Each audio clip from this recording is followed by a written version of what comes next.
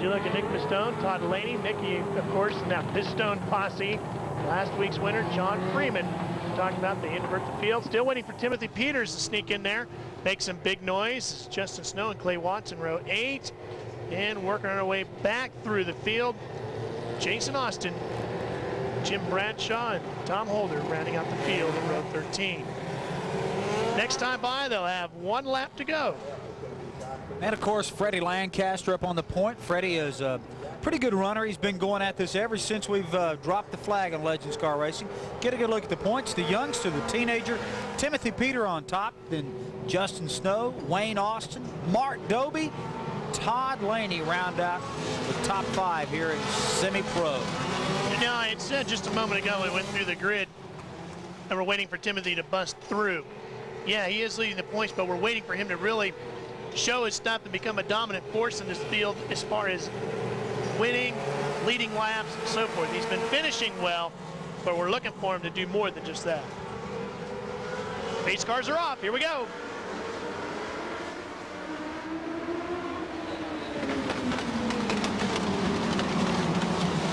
And there's Peters in the 77. Sorry, go ahead, Doug. Nick Pistone there making a great move on the inside in the 59, the light blue 59. One around. I think that's the 17F, if I'm not mistaken, of Todd Laney. Yeah. And Todd was 5th in points coming into this event, so that's going to hurt him as he spins it into the grass there. And Ralph made mention of that early on. If you get off in the grass tonight, you're in trouble. It's sopping wet out there. Very soggy infield. Nick Pistone in the 59. We've been talking about the Pistone Posse and Hank's Heroes. The Pistone Posse came out here and won 3 out of 4 features in round 1 and then got shut out clean in week number 2. Yeah. And of course, when Ralph talks about the Pistone Posse, he's talking about Tiger Tom Pistone as Nick Pistone makes a bid for the lead here and looks like he's going to go right toe-to-toe with Freddie Lancaster here. Solid move. And comes out on the other side with the lead. Tiger Tom Pistone, a guy that ran some Winston Cup races in his career, is the patriarch, as you might say, of the Pistone Posse, the leader, and he's got his grandsons that run for him and a couple of other drivers in cars that are built and prepared in his shops, and they're awfully good pieces. Freddie Lancaster in the Big Daddy's Seafood car drops back into the 2nd place. Nick finished 9th last week in the Summer Legends Shootout Series, round number 3. That 43 car you saw in there, painted up like the Petty Machine, 43 Doby entry. That is a real good car in this class. Mark finished 4th last week, but he's been a contender each week. And Mark's been there all the time. That's a good-looking car, and he does a good job of getting it around there as we're taking a look at Timothy Peters in the 77 there, trying to make a move to the inside. Went up on John Freeman in the 5F machine. Timothy ran 2nd last week, but nobody really had anything for Freeman last week. Here's that battle for 3rd. The 18 car, Greg Herlocker. Best run I think we've seen out of him in a while, isn't it? Sure is, as he's got it out on the outside now, but the Wayne Austin machine, the 44, has that preferred line as he moves to the inside here. Greg was 13th last week. The 54 getting into the middle of this too, Rodney Childers. Whoa, Rodney gets hammered on both ends. Doby in the middle of it, sliding to 43. And everybody did a good job in the turn of holding the line. That's hard to do when you make contact in the turn and you're able to hold the line steady like that. Everybody to be applauded there. David Tucker is in that other 17 car on the outside there, the one that looks like Darrell Waltrip's old paint scheme. A little bit without the lines there. That might be an old Timothy Peters car. I'm not sure, but it could be the legacy on that machine. I think Kevin Conway used to drive that. That's the one I was trying to think of. Yeah, Kevin Conway had the, and another one around in there. Kevin's been doing a little late model racing, some other stuff over at Concord. Good battle here. There's Peters halfway home. Whoa, we got 2 together now. Big time coming out of 2. That's the Doby machine, the 43 wrapped up there. And I think maybe the 54, is that Childers? I believe so. Believe so. That might be Rodney Childers out of Mooresville. Oh, and Mark Doby is frustrated. You can see him pounding the steering wheel. Did not really see how they got together, but they are definitely connected now. Yeah, it's Childers. Childers was involved with the 18 of Herlocker, and he just came back into Mark. And boy, Mark just kept going, didn't he? He didn't look like he got on the brakes anytime too soon. He just kept plowing through him. A lot of damage to both cars there, and that's the frustrating part. You can just see the frustration in the eyes right there at Childers as they go in there to separate the car. These guys do put a lot of work into getting their cars race ready, and even though they're fairly easy to repair, it'll take them a while. Well, it looked like they got right up into Childers' engine there with the front end of Doby's car. Mark might actually be able to race on. See, they really pushed that back in there. And there's Rodney's car. Rodney is the National World Karting Association champion in 1994 and 1995. And they just don't hand those trophies out to anybody. You got to be pretty good to pick up those trophies. Let's go down trackside. Raced at the Charlotte Motor Speedway, live on television. The racing is seen all the way across the country. We do it out of here on Sports South, but a lot of the prime affiliates pick it up across the country. And you can call your friends up and say, hey, I'm racing under the lights at CMS, just like the big guy. And we get calls back here at the Speedway for days following the races, all over the country.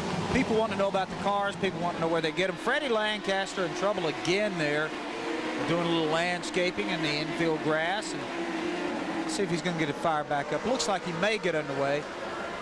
Is he trying to bring out a yellow, or is it really not rolling? I don't think it's got any steam under the hood, but they're still powering around him. He's going to sit there because they're not throwing the yellow. And he is just barely out of harm's way. There's Nick Pistone leading the way. He's a young man, John Freeman, trying to track him down. Well, the Pistone posse looking to get back on track here tonight. It was amazing how dominating they were in that first week's racing, winning 3 out of 4 divisions. Oh, and now the pace car does come out.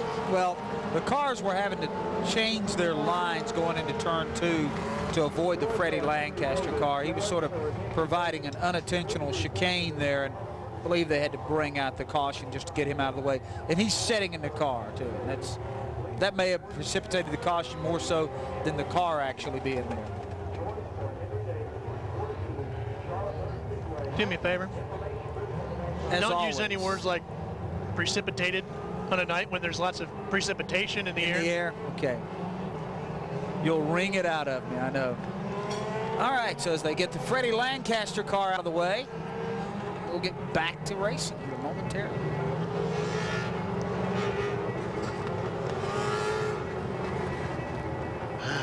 You try. I do. Good look at the Justin Snow machine there. Problems for him. That's not the look that he wanted everybody to see. No, and he is unsnapping the helmet. So while they straighten out all of this, we will take a break. Justin Snow, dead in the water. Wade. Nick Pistone back out front, and look who has caught him and challenging. John Freeman, as we got 5 to go, and Timothy Peters making a move. Timothy Peters in the red 77 there, currently holding down the 3rd place spot. You know what, Doug, even though we're waiting for him to break through and actually win a race and so forth, he is doing exactly what you need to win a championship, and that's consistently finish up front. And Greg Herlocker not doing what you need to do, and that's stay up front. He is slipping farther and farther back. And it looks like the 17, David Tucker, might eventually slide by as well. But Ralph, you just illustrated my problem with all championships and races. Well, you win them just by consistently running. Nobody ever bought a ticket to see somebody run consistent. They buy tickets to see people win and to get up front, which is what these two guys are trying to do right here. Freddie Lancaster, you saw him back in the grass. There's some good bumping and banging going on here. Do you want to tell that to Terry Labonte then? Because in '84 he didn't win a whole lot of races. Well, I know, and so you were anti-Terry in '84? No, I was not anti-Terry in '84. Here comes Todd Laney again in the 17F. You're against Terry LeBlanc. I think Terry, if he had had the opportunity to run up front more, would have. I don't think he's choosing to do so. I don't think, I mean, in 1984, if he could have won more races, he would have done so. I think we've lit a fire here, folks. Green flag, white flag is out. Checkered flag coming to Nick Pistone. Pistone Posse gets a win. John Freeman, who finished first last week, takes second. Timothy Peters will come home in third. Herlocker will come home behind him. So Nick Pistone will smile in favor of Doug Rice, win himself a race as he tries to get a championship. Dodge Ram has won a lot of awards from a lot of... We have just wrapped up the semi-pro feature race. Nick Pistone and the Pistone Posse have their first win on this 4th of July week version of the Summer Legends Shootout Series. I like a guy that wins and goes to victory lane. The first thing that comes out of his mouth is, I want to thank my grandpa. I love that. That's great. Here's the Masters Division lineup, which is up next. The head man from Hank's Heroes, Hank Jones, will line up on the outside of row 1 with Roger Simmons. Mike White, Cotton Spry in row 2. James Hines, Randy Dakota, Cotton Spry, Robert Stidd, Jim Reading and Al Mitchell. Just make your way back through the field. Punchy Whitaker back in row 10, always a thrill. And Fred Davis rounding him out in row 13. There is Mike White in the number 7. Carries the Valvoline colors, the Coors Light colors, and his Silver Bullet machine, and he does run the number 7. He was a big Alan Kowicki fan. And he is a part of Hank's Heroes as they try to put a stop to the Pistone Posse with the green out in the Masters. Ray Carey, who got into the brawl last week in the 13, back at it in the green car. Brawl's a little strong. Skirmish, right. Skirmish. Feud. Whoa! We got him flipping around. The number 10 of Roger Simmons has. Is that Mike White? That's Mike White. And you know, he's sitting there saying, nobody hit me, because Paul Andrews already trashed one car tonight in the crew chief race. I don't want to wreck another one. No, but that will put him all the way to the back of the field, or are they going to give him his spot back? He may get his spot back because it looked to me, I don't know. It wasn't really the car behind him. It wasn't the 11 behind him that shoved him out of line. He got caught up by slower traffic going into. But you know the punchy rule. If the guy behind. That normally affects the leader late in the race, though. We'll see if this does. Well, but I mean, he may get his position back here. Put him right up into the lead is what they've done right now. The punchy rule states that if the leader gets taken out by the car behind him, the leader gets a spot back, and the car that took the leader out goes to the back of the field. Let's see. Did Mike hit him? Mike's hard on the brakes. Slides into him, Doug. Mike is braking hard, and the 10, and it might be Jack Campata. Looked like he might have come across in front of him there and caused that whole thing, because Mike was trying to whoa up, not to get into the 10. Whoa up? Whoa up. That's a racing term. Uh-huh. Oh, a little bumping. We're under caution now. Let's cut that stuff out. We never did a lot of whoaing up in California. You don't do that? Maybe a southern thing. Must be. So they put the 10 of Roger Simmons back up front, then Mike and James Hines sitting still. They have woed up James Hines here. James would know what whoa up means. He would definitely just now found out if he didn't. I think James is going to the back of the class here. Well, then are they saying that James took out Mike, who took out may have been the catalyst that started all this? Could have been the straw that stirred the drink here. Of course, Hines just got his car all repaired from last week's altercation. They had to totally rebuild that car. It was bent up, chassis was all whacked out of shape. Now Hines is in the 11 behind White. Yeah, and that's who we think got into Mike, pushed him into the car who is currently leading and taking him to the green flag, Roger Simmons. Wow. Yeah, Yeah, Roger Simmons in 10H. I think I might have said Jack Campata. He drives the other 10 Husqvarna car. And that's Mike White chasing him down in second. Hank Jones right behind him. Of course, Mike drives a car that Hank helped get some of the sponsors on. So this could get real interesting. There's Renee Dakota in the 14X machine. Mike and Punchy kind of got together last week, and it looked like they both went down into the turn and forgot to turn last week. We'll see what they can do this time around. There's a battle for fourth. That is the 14X of Renee Dakota. Cotton Spry in the 16. The car in the middle there.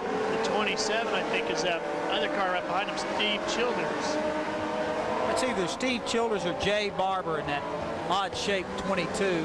There goes Mike White back to the point.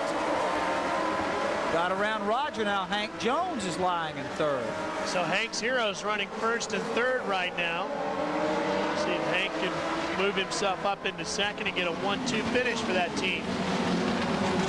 Mike has physically been hurting a lot this year. The guy in the number 7 car, Mike White, his back has really bothered him. He's limited his racing to just the Summer Legends Shootout Series. That's got to affect you a little bit, but doesn't seem to be bothering him too much right now.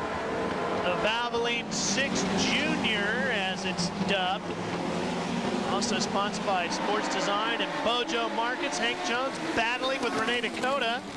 And we got the 123 around of Rick Howard out of Mooresville.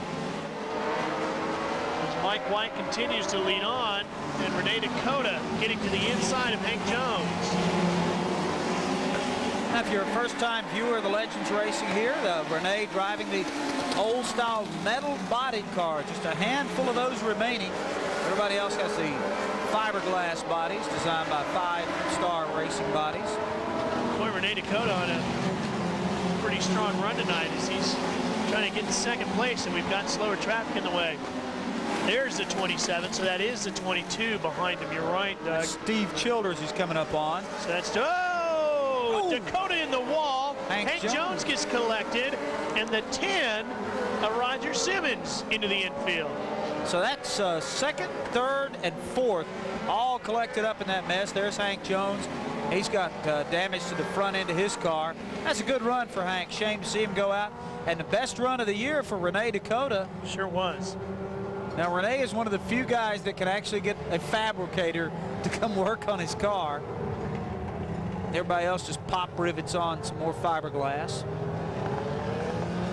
Looks like the 10 and the 27 got together, and that just started the rest of it. Simmons and Childers. And the 27 was the slower lap car that we were talking about early on.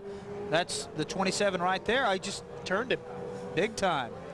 And Renee Dakota in the 14 and Hank Jones in the 6 get collected in the aftermath. Not a good thing to be running deep in the field and spin out the guys in the lead pack when they come through. Now, you may get a little talking to about that one. You got to get out of the way if you're being lapped and the leader's already gone way on by you. Don't want to hang it all on Childers. There's Renee Dakota getting out and taking a look around. Renee's got some work to do to his car, and we've got some oil on the racetrack. So we'll take a quick break while they clean up the turn 4 area of the Charlotte Motor Speedway's quarter-mile Legends. Seems like a long time ago we started this race. Killed that penalty, didn't we? Green flag waving, and we're back at it with the Masters Division and Mike White out front. First use of the hockey. Constantly pushing the announcing envelope. That's me. There's Mike White on the point.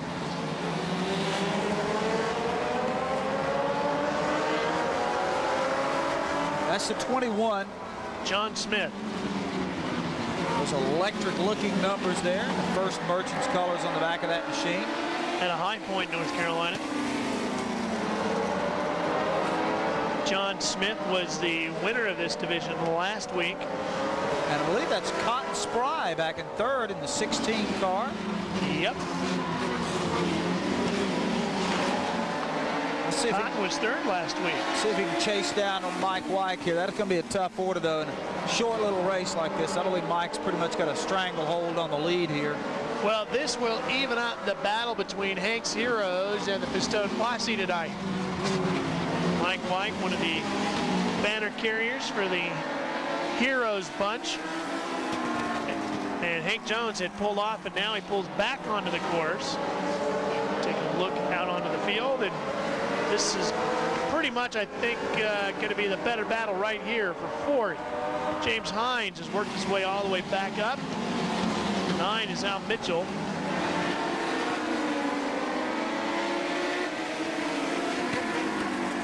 There's Al. Al about 5 car lengths back here. He'll have a hard time rolling in James here as he's kind of recovered from some early trouble here, and he's come on up through the pack. Bull and Hannah's meat snacks on the back of that car. They picked up that big sponsorship. White flag is out, and James really needs a good run here. Last week he got into the bit with Bray Carey and finished 16th. This week maybe at least a top 5 finish as Mike White claims the win. Second goes to the 21 of John Smith, and Cotton Spry comes home in third. So the Masters division is done, and we will be back for more right after this. Last week with a great battle with Brian Sockwell, and Doc Brewer and Rob Anderson will be up on the front of row number 1. There you see Doug Vandenbrink back on the outside of row number 4. Remember, they flip-flop them every week. If you win, you automatically will start 8th if you qualify for the feature. And Hammer, Wayne Sharp in row 6 as we make our way back through the field of the Pro Division cars. And John Crow, who you can see a lot in late model racing these days, still looking for some success in a Legends car this year. Tom Pistone III. Is there a shaved axle there? John Craig and G.E. Chapman. Jeff Wright rounding out the field. Back in row 13. 25 laps for the pros. And look at the points now for the Pro Division. G.E. Chapman and Tommy Rake tied there at 185. Hoyt Demas, who has a new sponsor on his car tonight, a big farm down east. Greg Scholes is 4th, and then it's Snow coming in 5th. There is a WSOC 103 car of Doug Vandenbrink, who is absolutely thrilled to get a win last week. It really was a big morale booster for him. He was so excited he was looking around on his car to make sure he didn't forget anybody, and his sponsorship litany that he did at the end of it. 25 laps with the pros, the best in the Legends Cars divisions underway.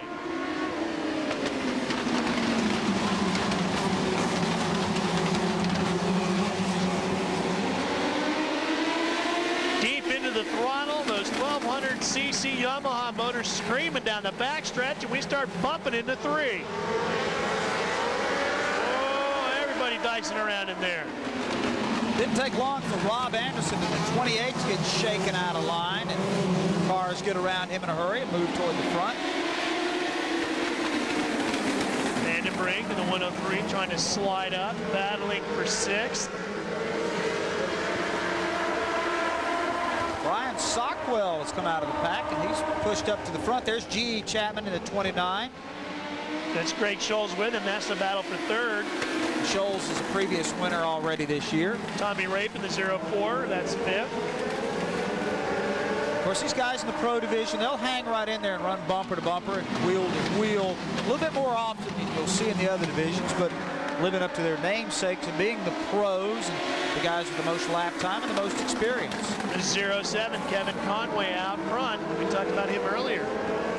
Former racer in the lower divisions, now running up the top. Brian Sockwell right with it. He's got that Ron Shoe car out there doing a good job in it. Is Kevin Conway, still a young man, but he's done a lot of other heavier bodied racing lately. George Potter having problems in the 54. Conway now got his hands full with Sockwell coming back in the black 4U machine. And there's Greg Scholes, 3 of them locked up for a battle for the first place.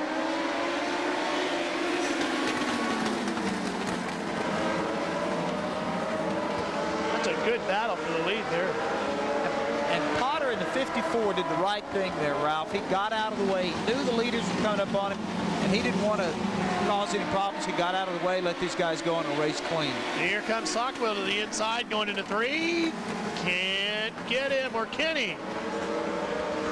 He just nipped him enough to force him off of his line. But Conway comes and back. And we got Pistone in problems at the exit of turn 1. And it looks like he ran into the barrier right in front of our camera. I think he did, Ralph. As a matter of fact, right there is where one of our cameramen stands. And it looks like he got part of the camera, and hopefully our cameraman's okay.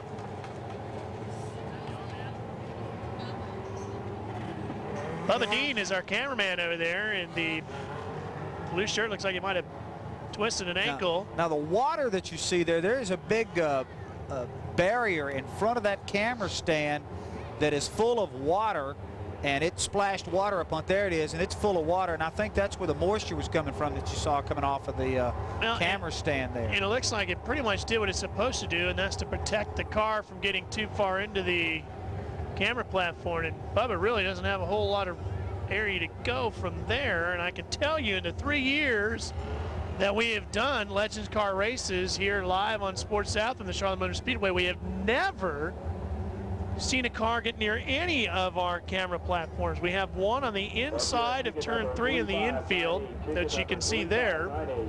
And that camera stand is a good 30 or 40 yards down from turn 1, from where they make their turn. So he had to go a long way down the line to hit that barrier. Yeah, he's way off the racing line too, which is interesting. The racing line is way to the inside of turn 1. That'll give you a perspective. And we do have the camera that you're looking at here is up into the grandstands, and we have camera up on the roof as well. And of course, that's Tom Pistone III, whose car went down there and collected the barrier in front of the camera position. Hopefully Tom's okay. They're over there talking to him now at the car. Yeah, Mark is down there. I assume we'll be hearing from Mark soon as to how young Mr. Pistone is doing. Looks like he tore up that car pretty good. He hit that barrier pretty hard on, and it's got a lot of water in it, and that's not real forgiving. I mean, it's not obviously like hitting a steel or concrete barrier, but at the same time can do some damage to the fiberglass on the front end of these cars. He's being attended to very quickly here as we're back under caution here in our pro feature.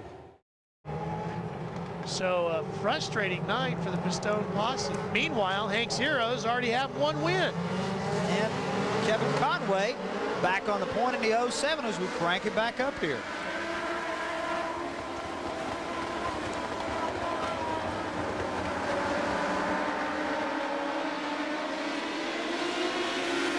Conway opens up a good-sized lead here, and Greg Scholl's looking pretty serious in third. It's Brian Sockwell in second, the 4U. It's a night for black cars in the Pro Division. Tommy Rape back in fourth. Of course, you've heard us talk about Brian Sockwell on and off through the year. Brian doing some campaigning this year, trying to run that Goodies Dash, NASCAR Goodies Dash series, and he's had a big learning curve over there. Trashed the car up at Bristol, but that's nothing to be ashamed of. Most everybody that's ever raced up there has done that a time or two. It's taken him a couple of weeks to get his Legends feet back underneath him, but now that he's been at it, I think the last 2 weeks we've really seen the Brian Sockwell we're used to seeing in a Legends car. He really seems to be back at it full strength. And Kevin Conway's had some experience doing some late model stock cars. Of course, Kevin was one of the guys during the first year that was a habitual winner on the Summer Shootout Series. Good to see Kevin back up in front. He's in the 07. He ran the Darrell Waltrip lookalike car for a while. Oh, we got G.E. Chapman getting into the 28 car of Rob Anderson. They were back there battling with Doug Vandenbrink. That was for fifth. There's Hoyt Demas' 23 machine. Pig and all. D&M Farms, that's a big operation down the eastern part of the state. World's largest hog producer, so I'm told. These are things you find out when you walk through the garage. Let's take a look at it again. GE just went in deep, I think, huh? A little too deep. Ronnie Dean. It almost looked like that the 28 car of Rob Anderson got offline a little bit, and then GE collected him, and Hoyt Demas comes along and taps him just for good measure. There's GE in the 29 trying to refire it. Rob Anderson in the 28 brings his car back around, and the 02 there is Ronnie Dean Austin. That gives you a good idea of the size of the cars, Ralph. Right there, you saw Doug Vandenbrink reached his hand back and waved out of the rear window. These are 5/8 scale cars. Sometimes I think we lose a little perspective as we get used to them. Your mind sort of adjusts to them, but they're 5/8 scales, and there's the 29 of Clay Hare. You know, the Speedway Children's Charities is a big part of the activities here at the Charlotte Motor Speedway and their sister tracks at Atlanta and Bristol and soon to be open Texas Motor Speedway. And they're going to have laps for charity where you can actually drive your own car here at the Charlotte Motor Speedway. It's coming up Saturday night, July 20th from 6 to 10 p.m. It's $25 and they give you 5 laps. Now you can call Ticketmaster at the number you see on the screen, 704-522-6500, and you and a friend, you can take somebody with you, turn about 5 laps around the 1.5-mile speedway here at the Charlotte Motor Speedway. I'll be one of your pace car drivers that night, so please come out and say hello. You gonna let us get up to some speed? Yeah, really. It is a lot of fun. It's a big thrill for people to bring their cars out and drive it around. See a lot of camcorders. People making those home movies when they get up on the high banks. It's quite a sensation and well worth 25 bucks, all for a great cause, Speedway Children's Charities. Now it's limited to the first 1,000 people to get a ticket, so don't wait too long. Kevin Conway and Brian Sockwell have had a pretty good show here, interspersed with a couple of caution flags tonight. I think they got a big jump on the field.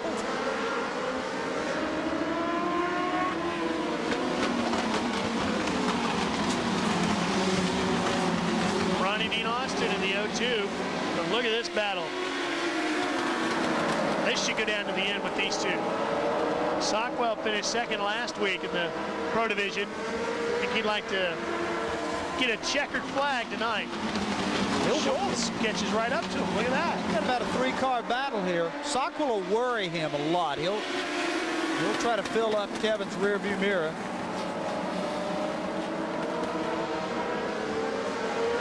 Kevin right now 8th in points. Finished 8th last week, and Sockwell finished 2nd, rather. That's the battle for 4th with Tommy Rape in the 04 and the 103 car, the WSOC back car, Doug Vandenbrink. 3 cars battling for the win. Brian tried the outside line a couple of times. The 4U machine didn't get around the 07. Couldn't make it work there. Let's see if he tries to maybe dive inside next time by. Black, obviously a popular color with this division. Top 5 all running black paint schemes. Probably a lot of Earnhardt fans in there.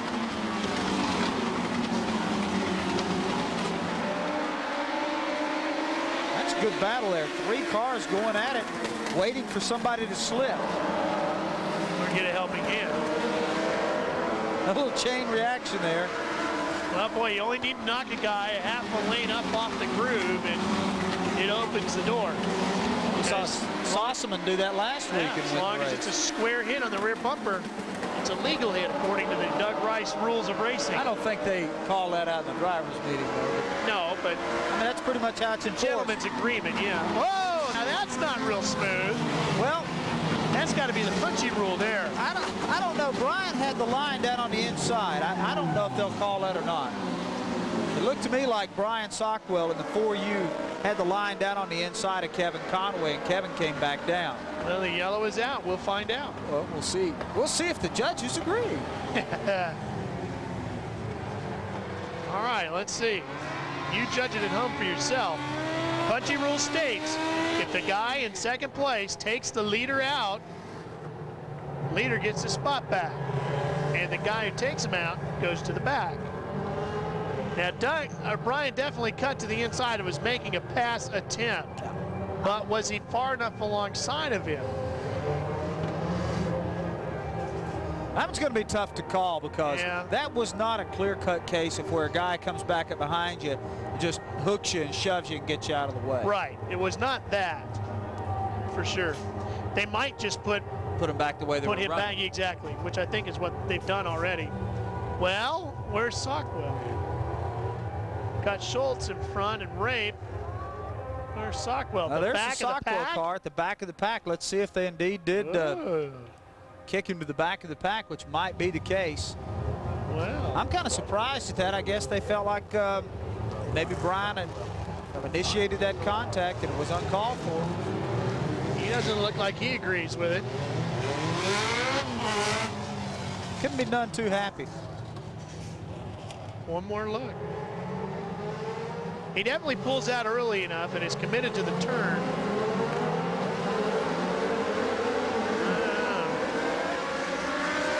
Tough call. Green flag is back out and we're back racing.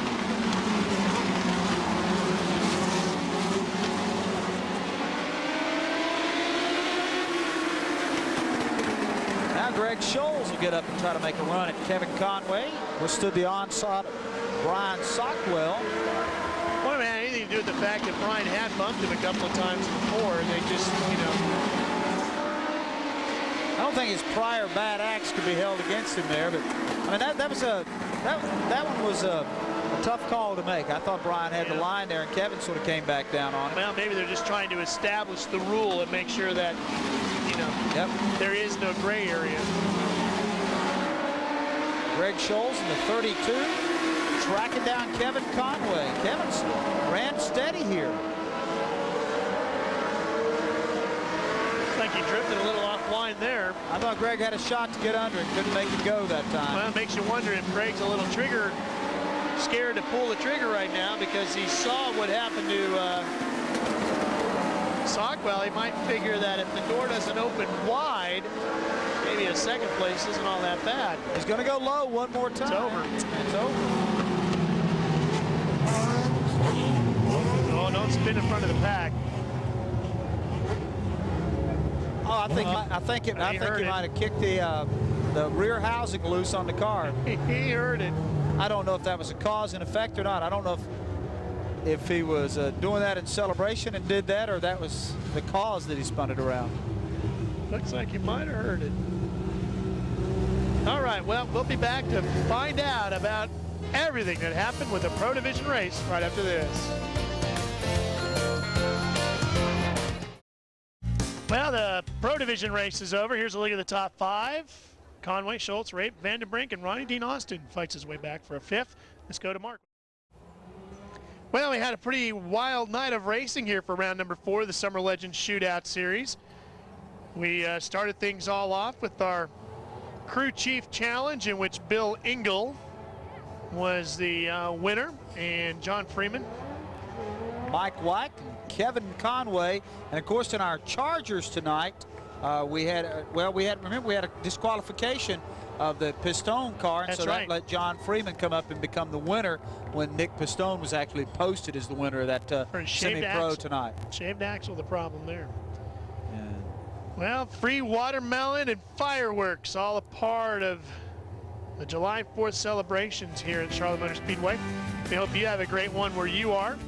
Folks at RaceScan providing us with our radio tonight. We want to thank them. We'd like to thank the folks at Food Line as well for donating the purse money for all the racers here in the Summer Legends Shootout Series. For Mark Garrow and Doug Rice, I'm Ralph Sheen. See you next Tuesday night and every Tuesday night throughout the summer right here with Legends on Sports South. So long, everyone.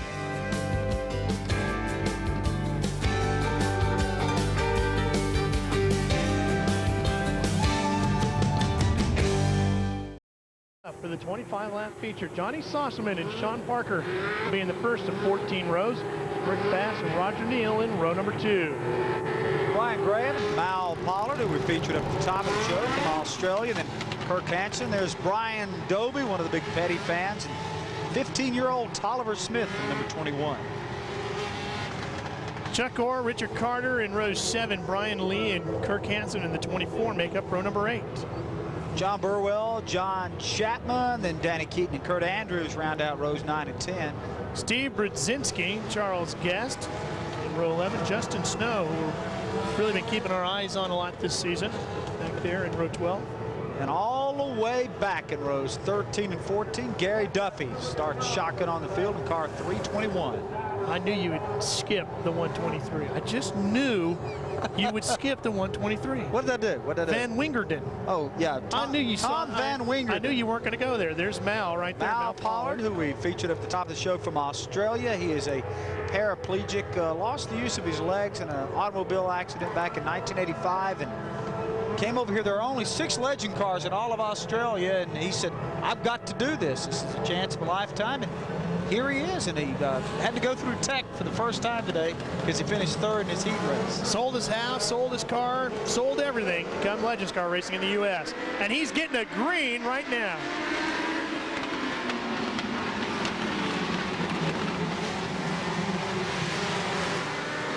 Everybody, including Mal Pollard and Rick Bass in the 92, making their way out of turn number 2.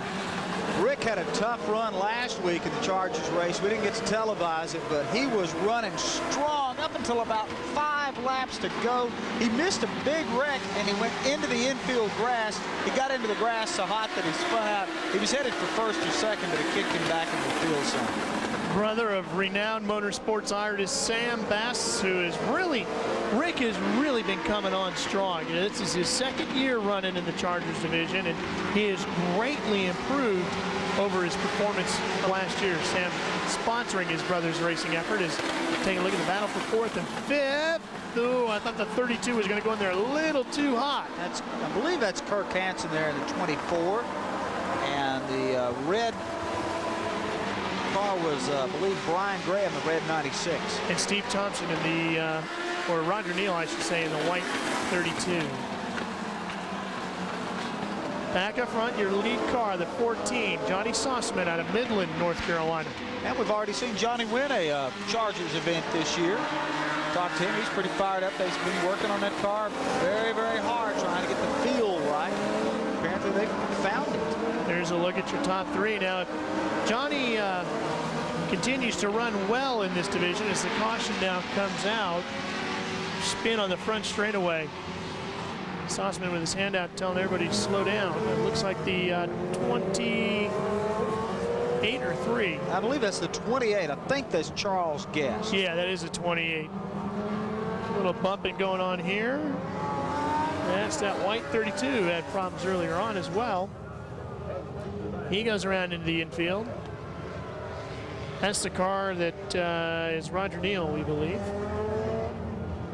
2 or 3 32s, a couple of 27s, a handful of 28s and 29s. And you catch this in these particular divisions.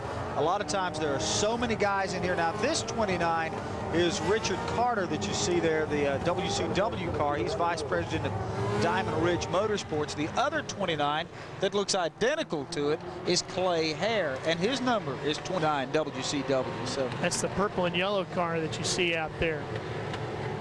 We're all queued back up here, getting ready for a restart. Looks like the 32 is pulled back up in there. I was going to mention about Johnny Sossman. If he wins a couple of these, he won't be in the Charger division for long. No, they'll have to kick him out. If he went 3, they'll might not move him up this season, but he probably wouldn't be able to come back and run in this division next year. I think that's good that they do that. Gives you can actually pick any of the other divisions to run in.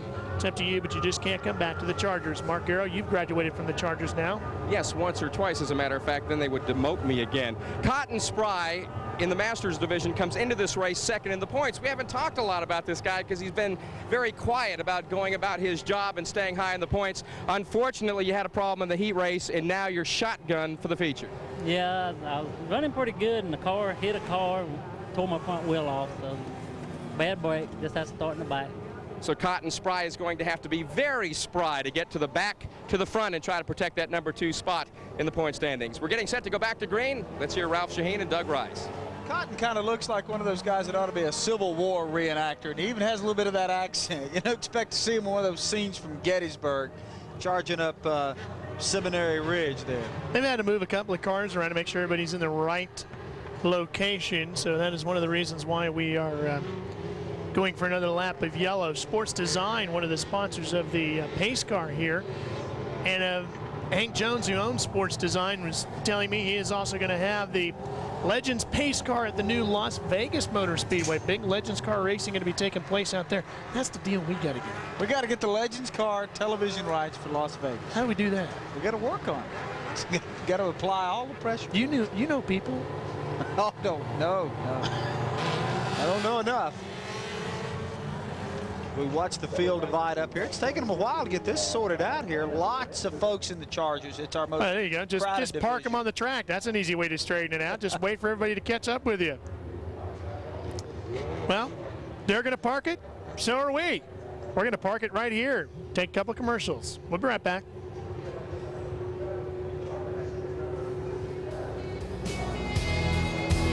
Division taking the green flag once again.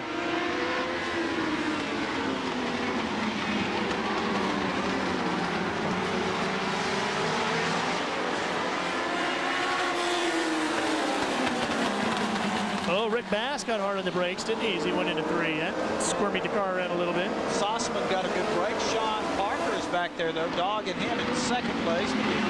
Lightning bolt effects on his car. There's a good battle of third place between the 32 and the 42 of Rick Bass. Steve Thompson in the yellow 32. Bass in the blue and Bradley orange painted. I guess, is it orange or red? It's kind of one of those neon pinkish reds. The 92. And the 24 with him there, Doug. That white and teal, Kirk Hansen. Yeah. Now, Kirk's one of these guys. He's pretty much the driver, the head crew chief, the chief mechanic, and the guy that waxes the car. He doesn't have one of the big operations, but went pretty well tonight. I think that's some grind over there. Yeah, anything that looks like a Pettymobile is Adobe. That's a great battle there for 4th place. Look at this one, the 11. Danny Keaton and the 96 of Brian Graham. That's the battle for 6th position. On back in the field there. Keaton will hold on to that spot, and they're getting challenged by Jacob Butner. Jacob put new tires on his car before the race. He was running, didn't have enough tread depth on them. The wear bars showed up. You know how they eliminate your tires if you don't make the inspection? I'm going to know now. Yes, you are. Shortly. They take an electric drill, bore 2 big holes in the side, and say, you can't run these again. Brutal. They won't be back. Well, that fixes that problem in a hurry, doesn't it? Tire manufacturer's got to love that. BF Goodrich supplies all the CompTA tires to the Legends Series. Everybody runs the same thing. It is a street legal BF Goodrich CompTA tire that you could put on your own car. And they choose this tire because it, well, I'm trying to think of a really good reason why they do choose this tire. Come to think of it, I don't mean to make that sound funny, but this is purposely designed to overpower the tire, but I think they picked this tire because it lasts so long and it handles well. It's a good, durable tire. They looked at a lot of them when they first came out with the Legends cars, tested a lot of different tires, put a lot of miles on a lot of different tires. And this one held up the best. And it's a pretty economical package for them. Good battle here, tightening up for the lead. Sean Parker's closed down on our leader, Sossman. He got held up in traffic as we see the 27 going around in the infield. Or the 17, I'm sorry. It's the 17B of Steve Brzezinski. Let's tighten things up here. They're working a lot of lap traffic as they dive the inside of yet another lap car. That's Charles Guest, who we saw have trouble. And Sossman's telling him to slow down. Looks like there's problems ahead of him here. Yeah, there was one spun around over in turn 3 who's still sitting there. That'll bring out the second caution flag of this Charger Division race. The Masters are gridded up. They'll be rolling out shortly, and we'll also have the Home Depot Challenge for you coming up with Bobby Hillen and Jeremy Mayfield. Bobby Hillen, by the way, is 2-0 in Legends car racing here at the Home Depot Challenge, and Jeremy Mayfield has never sat in a Legends car. So Never. Most of them are favorably impressed when they come out here. They have a good time, but they also come out and say the cars are pretty racy and usually pretty good endorsement of it. We'll see what happens tonight. I think Bobby's got to be the odds-on favorite there. A pretty good sentiment there. Doing a pretty good job of those hand controls as we go back to green. 5 laps left for Sossman. Brian Dobie's got up in the thick of it. He tries to look under the 32 machine there of Steve Thompson. Can't do it. Dobie hard on the brakes. Smoke pouring out of the rear end. 4 to go as that battle tries to tighten up in the front half of this field. 44 car Sean Parker out of Huntersville, North Carolina, trying to apply some pressure. You get close, you just can't. You can't get the car to go down underneath the leader. And I'll tell you, with the new rule, not being able to touch the leader and give him any kind of trouble, if you spin him out, you go to the back of the pack. You've got to work to make your pass clean, because if you come in contact with him, they're going to throw you to the back. And look at the battle for 4th as Dobie tries to get inside once again. And there's the reason why everybody hit the binders right there. You saw the 29 of Burwell, or Richard Carter. And what was the other car there, Doug? Did you see the other number, the white car? I couldn't see it well enough. And yeah, Carter got on the brakes. Carter's the guy we were talking about earlier, vice president at Diamond Ridge Motorsports. And I wondered why Dobie's brakes were heating up so much there, and now we know. Here's another incident right down here in front of us. Dobie, under the yellow, is together with the 32 of Steve Thompson and the 60 of Kurt Andrews. That looks like a no harm, no foul, and there's the chicken car again. Chicken Man's got to get going here. We've seen too much of him this year under caution.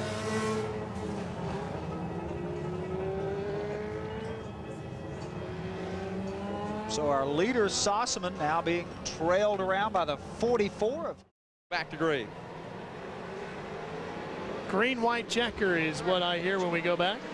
We can put somebody's eye out with one of those mics getting up there. It's always fun until somebody gets their eye poked out.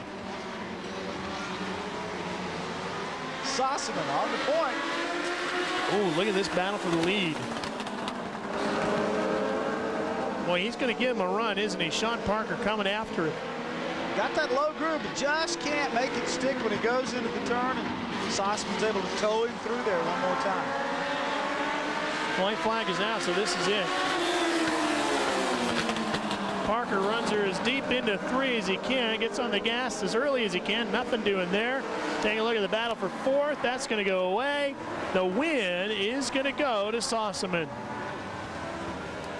I believe that's his 2nd win this year. He wins another one, and he'll graduate up. Don't know if that kick him upstairs this year or next.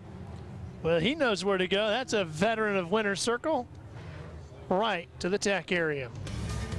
Well, we got plenty more for you. 3 more feature races in the Home Depot Challenge coming up.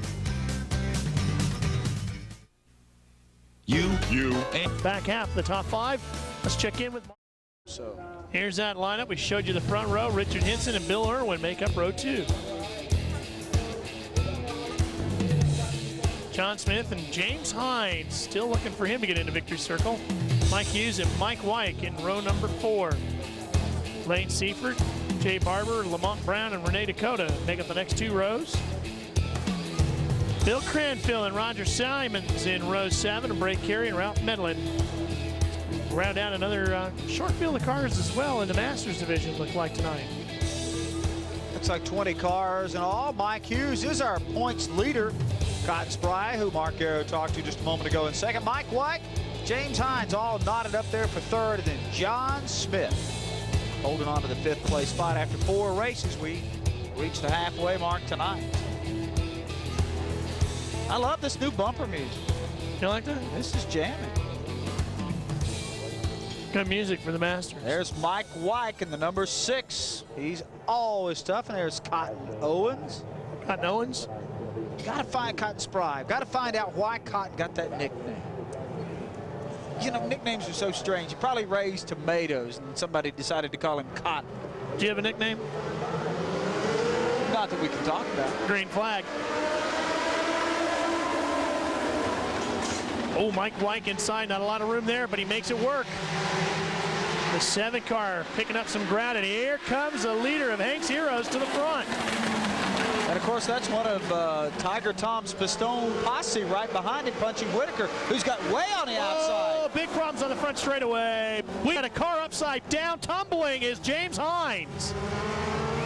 The 11 car of James Hines goes upside down and barrel rolls up the front straightaway.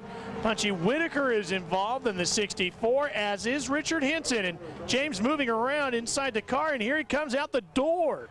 So James Hines comes out. You can hear the crowd reacting and applauding the fact he's able to come out, but he is none too happy, is James Hines. Boy, he took a wild ride. Take a look at what goes on. You see the green car get started. James just gets picked up and sent upside down. Well, you're right, Ralph. I'm not sure which car initiated it, but the green car got sideways, and that started that whole chain reaction of events. And the next thing we know, James Hines is on his roof in a shower of sparks. Punchy Whitaker's car is pretty well trashed up in all that mess. Boy, that car got some air, Doug. Got it right at the right moment. The car was turned sideways, and then it got picked up. I believe. Let's see. That's Richard Henson in the green. Yeah, it looked like he turned down to avoid Punchy, and James came sailing up in there. He had a good run off of 4, and that got him going. Let's go down to Mark Arrow, who is with him. Let's find out. Mark? James Hines, you can see the roof of that race car was tore off as it spun, flipped, and then rode along the asphalt for a while. James, first, are you okay? I'm just fine. A little unhappy about what happened? What happened? The car outside of me, he cut down on me, and that was it. Was that the wildest ride you've ever had in one of these cars? No, it's not. It's not? No. There was something worse than that? Lanier. I hit the wall head on down there probably about 95. James, it's been a tough past 2 or 3 weeks for you. It sure has. I'm just going to go see if they let me have another car go back out. All right, so James Hines for the points, trying to get back out onto the racetrack. This is a guy many thought would contend for the championship. As you can see, his race car getting set to be taken off the racetrack right now. He's going to lose big time tonight and probably any chance for the title in 1996. The green just waved as we restart the Masters Division action with Hank Jones out front. Mike White slides up into third, so Hank's Heroes running 1 and 3 right now. Jay Barber's going to change that. He's trying to dive down to the inside. Hank got a little too wide coming out of 4. Now can he slide in front of Mike White? Is that Jay Barber or John Smith? I'll always have with John Smith. That's a 22 that's so hard to read, or 21, yeah. 21, I believe.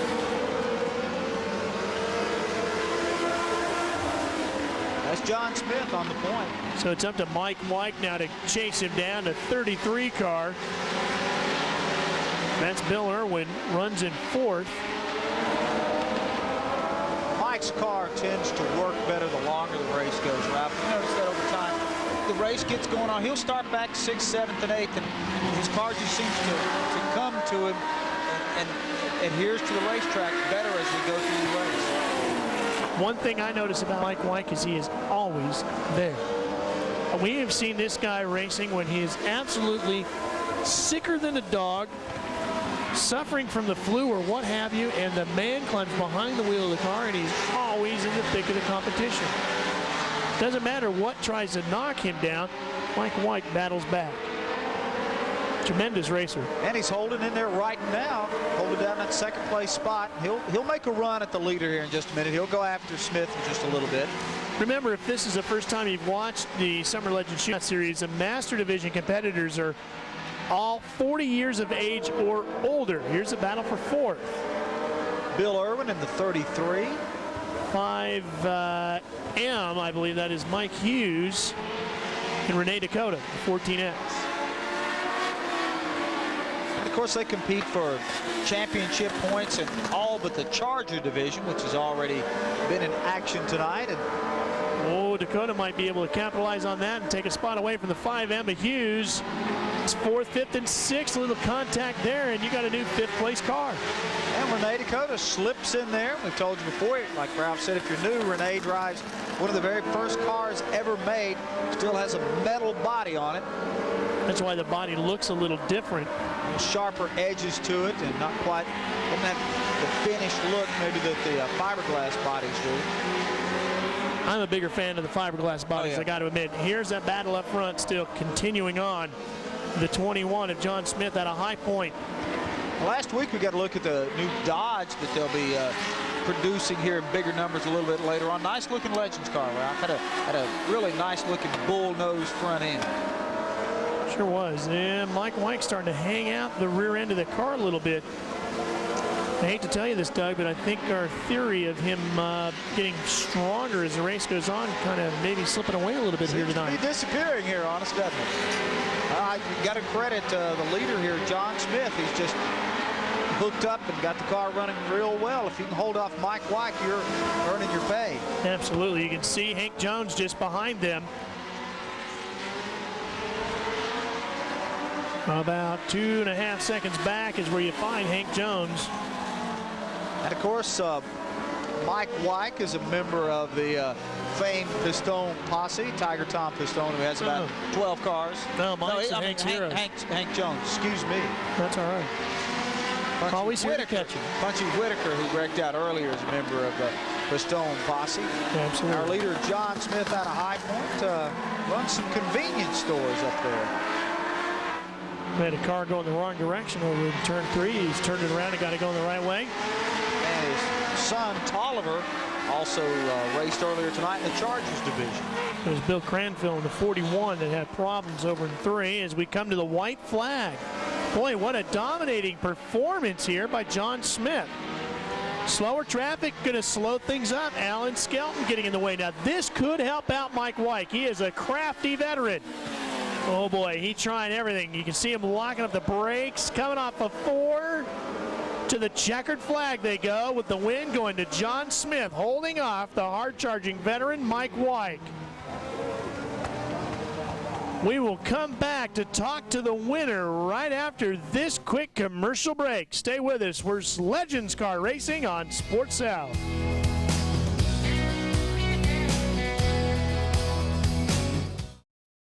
The Masters feature results are finalized. Renee Dakota was able to sneak by Hank Jones just at the end there to take over third place from the leader of Hank's Heroes. Bill Irwin rounded out the top 5. Let's go to Mark Garrow.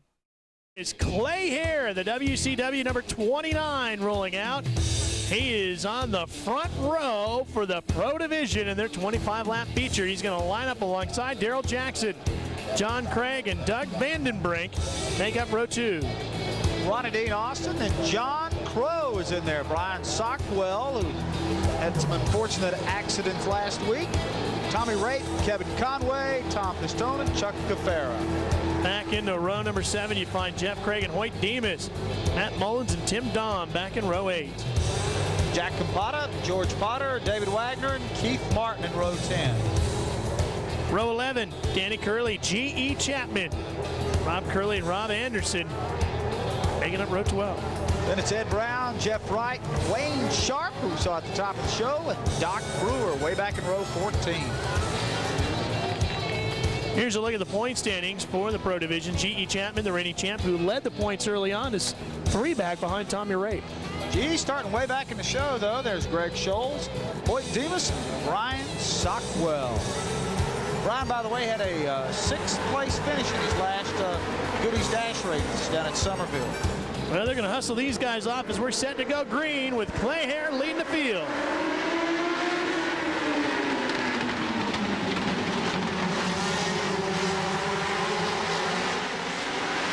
Clay, a former IHRA World Champion drag racer, having a pretty good run in his WCW-backed Legends car. He seems to have a chokehold on the field right now. I had to do that. You did, didn't you? I had to go for the obvious. It was painful, but it felt good now that I got that out of the way. There's Doug Vandenbrink in the WSOC car. Looks like he's holding down 4th place there. Get a good break, though. You get out of all that traffic. You saw the problems we had on the start of one of the races earlier tonight. He's got Greg Scholes right behind him. And John Craig in the 1C in front of him. John Craig's one of the guys that helps Brian Sockwell out on the Goodies Dash Tour. They're good buddies. Sockwell's at the back side of this little freight train right there, that black Ford. It's a good race back here. Yeah, that's a lot of great action. Vandenbrink is in the 103 WSOC car. Scholes is in the 32. And there's Brian Sockwell in the black 4U machine. Clay Hare still out front.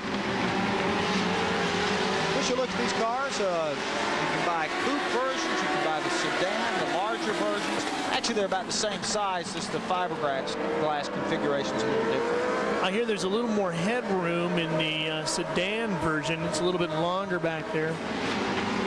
Like Sockwell's for you. You can see your head not right up against the backside of the roll bars and the bodywork.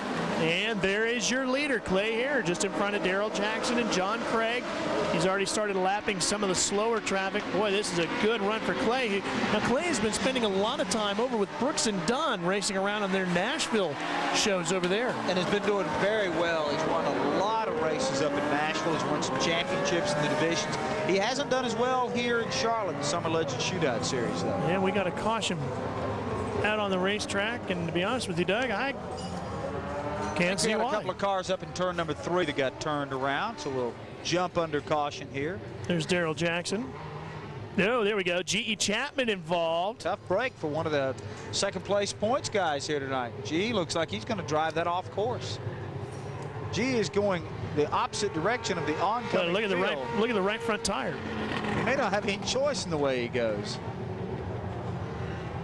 Now he's going to be off the course as he heads back over to the garage area. Boy, a guy who led the points early on in the season, came in as a reigning champ in this division, and he is seeing that points lead go right back the other way. Both wheels on the front end of that car severely towed out, so looks like they'll be able to fix it, but not tonight.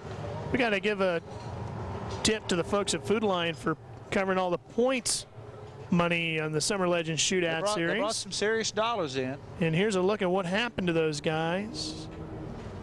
Hello. Oh, I see. Okay. The 99 of Jeff Craig. I wonder if the car, you know, in his defense, I don't think GE said, I'm going to hit you since you're standing. You don't? I don't. Are you sure? I'm not positive, but I'm trying to alibi the guy here. All right, all right. Well, I think he may have accelerated. The car just couldn't go anywhere but there. Because well, the I got situation. you know, you see what I'm saying? Yeah, there's a possibility of that because he can't see the right front from sitting in there. I don't know. I mean, I can't see why G. Even if he'd have been mad, if the 99 did turn him around, would have said, "I'm just going to bean you and trash my own car right here." Wouldn't be the first time we've seen that. Not necessarily from GE, but I mean, it wouldn't be the first time you've seen a driver with the red mist over the eyes. You know. That's true. Just trying to give him a little bit of an Well, and I'm not necessarily saying you're wrong. I'm just saying it'd be fun to find out. I guess we will. That's Mark's job. Yeah, it is. Well, he's getting a massage. So no, that's true. busy. Mark got a massage earlier tonight from, who was it? Wayne Sharp, who is doing the work with the massage therapist, trying to do that as a professional. You'd be good for that. I think I would be. I would never rub anybody the wrong way. Thank you. I lob him up. You lob him. You knock him out. Back. Green flag. Clay Hare still out in front, and I'm still struggling with my color commentator.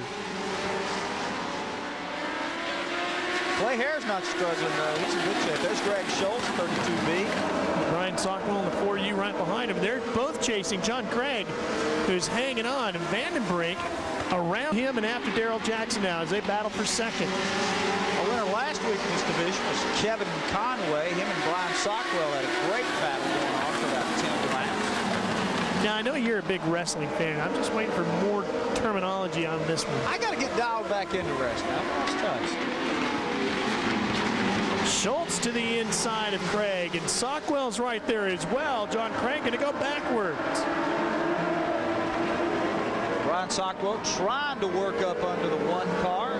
John Craig can't do it this time. Ed Brown has problems out of Leesburg, Florida. You can see his car to the inside of the front straightaway. That 65 white car is Darrell Jackson.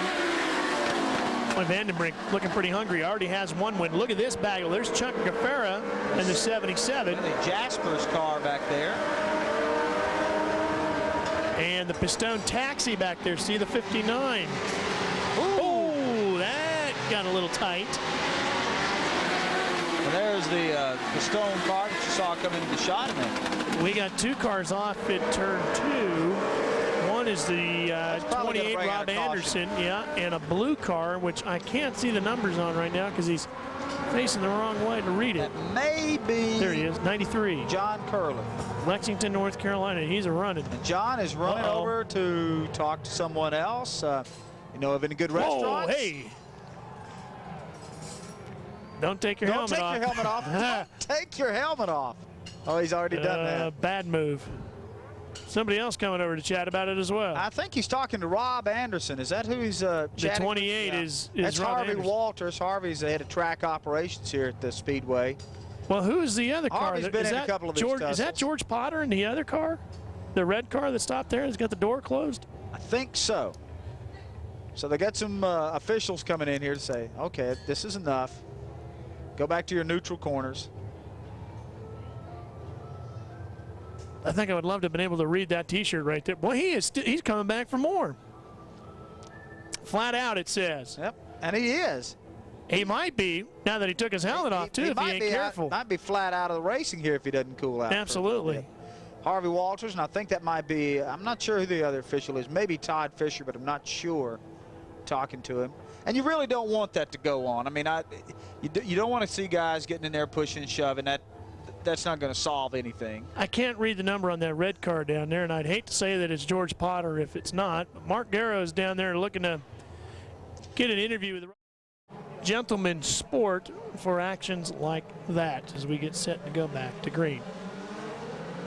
Although you would like to see a couple of golfers go after each other. That'd be cool. That'd be cool. Nobody would ever get hurt. I don't know. You could do some damage with a 9-iron. I've done a lot. A couple of trees not too happy with you, I'm sure. Yeah. Vandenbrink still battling with Daryl Jackson. Clay Harris just owned this tonight. Boy, This is a little private playground here. 3 to go. WCW entry driving away. Putting a sleeper hold on him. He has about put him to sleep here. I think he can hear the 1-minute bell ringing right now. Good action behind for that battle for second. Jackson holding on to Vandenbrink. Schultz, Sockwell. Vandenbrink's going to give a good look at Jackson here as they go into 3. Can't squeeze under him, though. Ooh, Clay here gets a little wide there. Hoping not to be Dick Turkle at Milwaukee. Tough break. Ouch. He said it was a rookie mistake, too. I mean, he took all the credit for just letting his car drift up and get out of the groove. Half a lap to go here. He's going to have about one more shot at him. Well, actually, we're told now a couple laps left to go. So scoring was off a little. Clay Harris got to hang on a little bit longer here, and there goes Vandenbrink. He's going to make that stick. He's got the preferred line. They might run out of room, though, because I don't think Jackson's just going to give away. He gives him ground, and look at this. Here comes Schultz as well. Schultz sneaks up underneath there, and that may open the door up for Brian Sockwell, too. Once you get stuck on the outside, it's just like in any other kind of race. If you can't get back down in there and protect your spot, you're in trouble. And Jackson dives to the inside to try to hold off Sockwell, and you see the 0-2 of Ronnie Dean Austin out of Trinity, North Carolina, sliding in as well. 4 laps to go now as Clay Hare brings that WCW 29 across the line once again. Clay doing well tonight. He's got to be happy, too. The vice president of Diamond Ridge is in attendance tonight, watching their namesake out there just churn up the field. I think he's about ready to come off the top turnbuckle here, but Vandenbrink may have something to say about it before it's all over. There's Sockwell and Daryl Jackson. Big brake lock on the 65. And look at Vandenbrink come after Clay Hare now, Doug. We might have a battle here. The 103 is definitely one of the quickest cars on the track right now, but can Clay Hare fight him off? He's going to lose it there. And the white flag is going to come out. Well, WSOC car, Doug Vandenbrink, guy that designs helmets for the Winston Cup drivers. I think this could be win number 2 if he can hang on. Too many W's in this one. Clay Hare closes up, a little tap. Can he get to the inside? No doing. The WSOC car of Doug Vandenbrink gets the win. Clay Hare has to settle for second. And always one of the happiest guys to get a win in the Summer Legends Shootout Series is Doug Vandenbrink, the night that his sponsor, his own sponsor sponsors Well the race done. night. Whew. I'll get through it. Stay with us. Doug Vandenbrink takes the win on the last lap, and poor Clay Hare leads all but the lap he needed. Let's go down to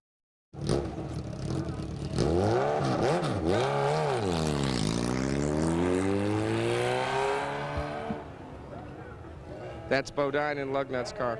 That is Jeff Bodine in Lugnut's car. What's up, Lugnut? Stole your car. That's one time we should be glad mascots don't talk. Jeff Bodine absconding Lugnut's race car. And he's going to lead them as we roll out the semi-pro division. Rodney Childers and Jerry Dickerson in row 1. Ricky Hendrick, Craig Herlocker, row 2. Row 3, Justin Snow, Wayne Austin, Mark Doby, and John Freeman, the stereo man. Nick Pistone, E.B. Jackson, Chris Woods, and Kevin Sykes making up the next 2. Jason Austin, Jeff Matthews, Clay Watts, and Ron Shepard in row 8. Randy DeBrule, Carol Edwards, Dan Daniel, and Barry Bodine. Aha, now we know why Jeff's here. There you go. Butch Hamlet, David Tucker, Jimmy Guthrie, Jim Moore. Wes Weaver, Jeff Turner, Jim Bradshaw, and Sam Lockwood making up the next 2 rows. And then it's Timothy Peters, Todd Laney, and Dale Murphy, And 23.5. Yep, Timothy Peters is a points leader in this division. He's going to start way back there. John Freeman, Pistone, Doby, and Snow all chasing Timothy Peters. And look how tight the points are from 2nd to 5th, but how big a gap Timothy Peters has between him and stereo man John Freeman. Done well this year, Timothy Peters. There's Justin Snow. He had to take the NC because there was already a number 7 in this division, and so they said, well, we'll give you the NC to differentiate it.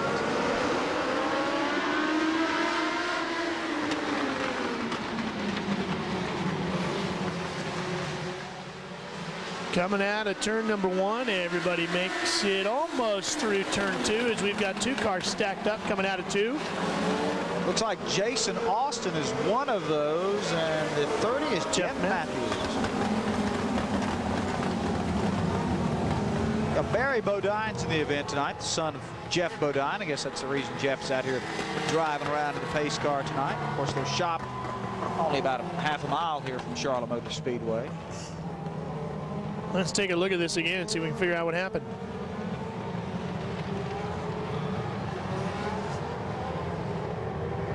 There's 4 wide. Just in front of that, it looks like too many cars and not enough traction. Exactly right. A little physics caught up with him there.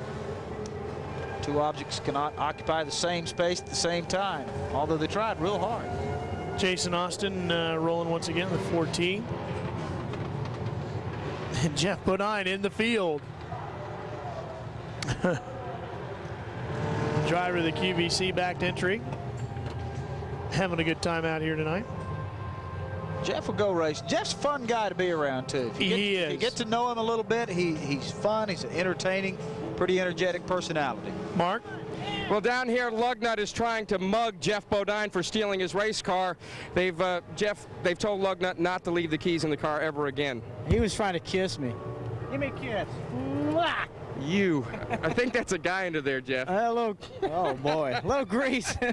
No, I just want to get out there and race. Hey, that's a pretty cool car looking. You got a radio. I need one in my QVC Ford. Now you're watching Barry race in this race. A little nervousness there? Yeah. Whoa, my goodness. Yeah, I'm a little nervous. Look at, I'm shaking and rocking and rolling.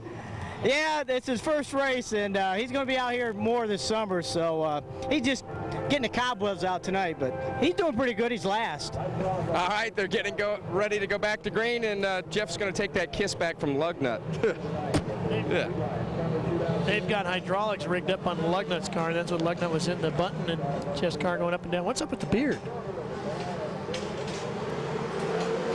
Guess it's just the new look for him. We'll restart. Or Jeff? Well, both. Restarting. Freeman, man, he was flying on the outside. The 54 going straight off. Ron Shepard.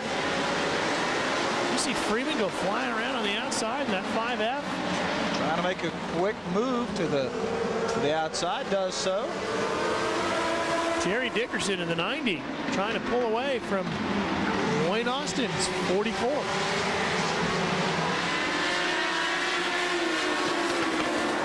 There's Mr. Freeman in 5F, looking for the 4th place spot at the moment.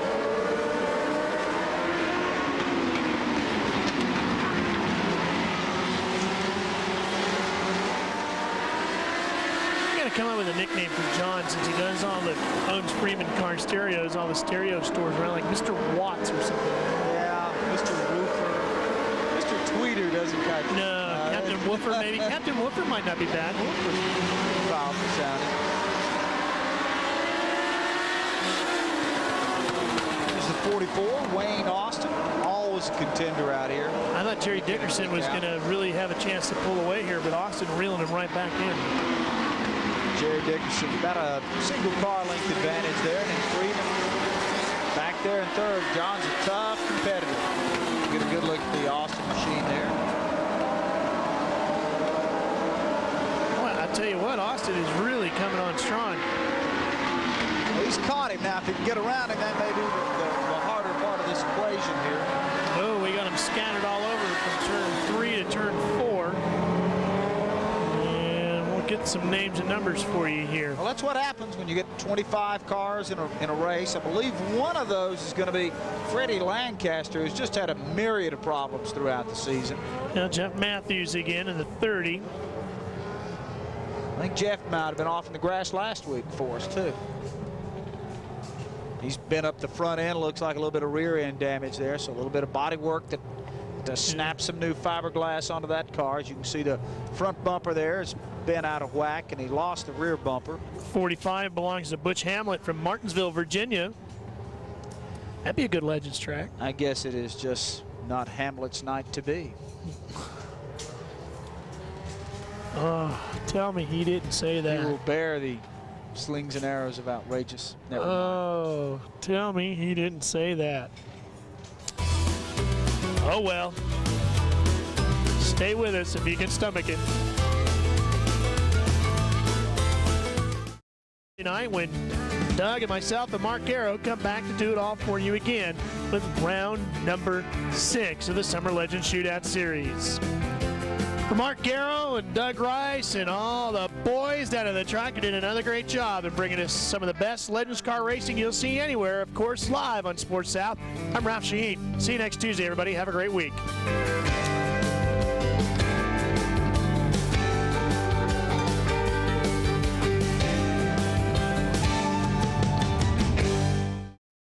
We got a car upside down. Tumbling is James Hines. The 11 car of James Hines goes upside down and barrel rolls up the front straightaway.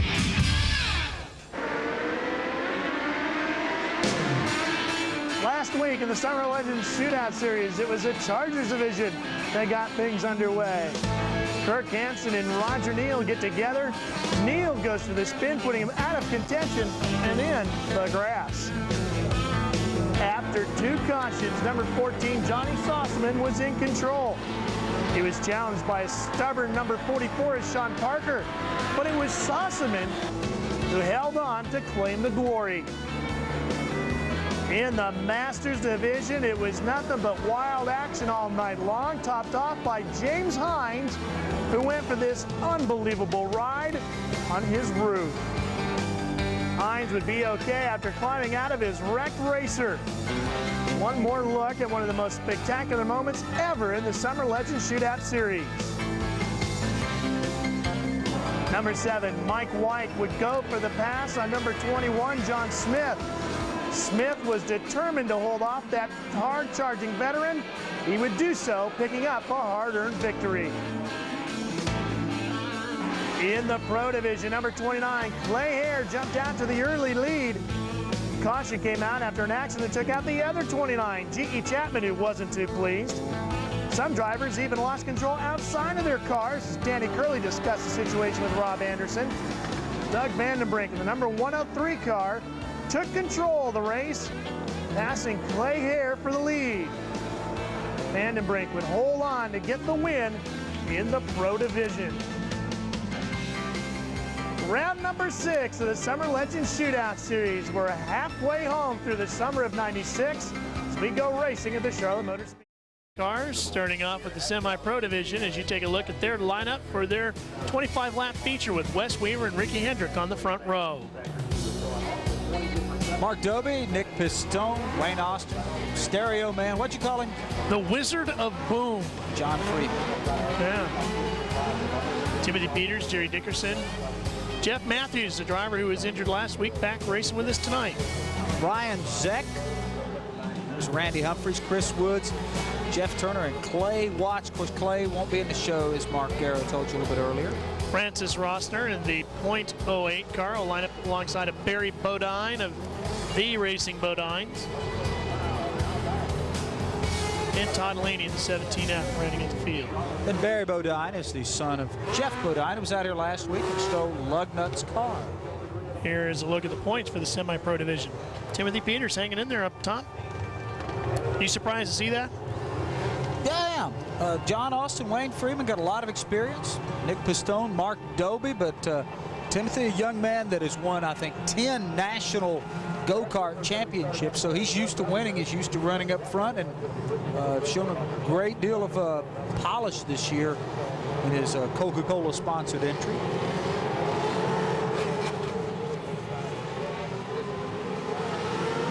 And here's the green flag with the Wizard of Boom leading them to it.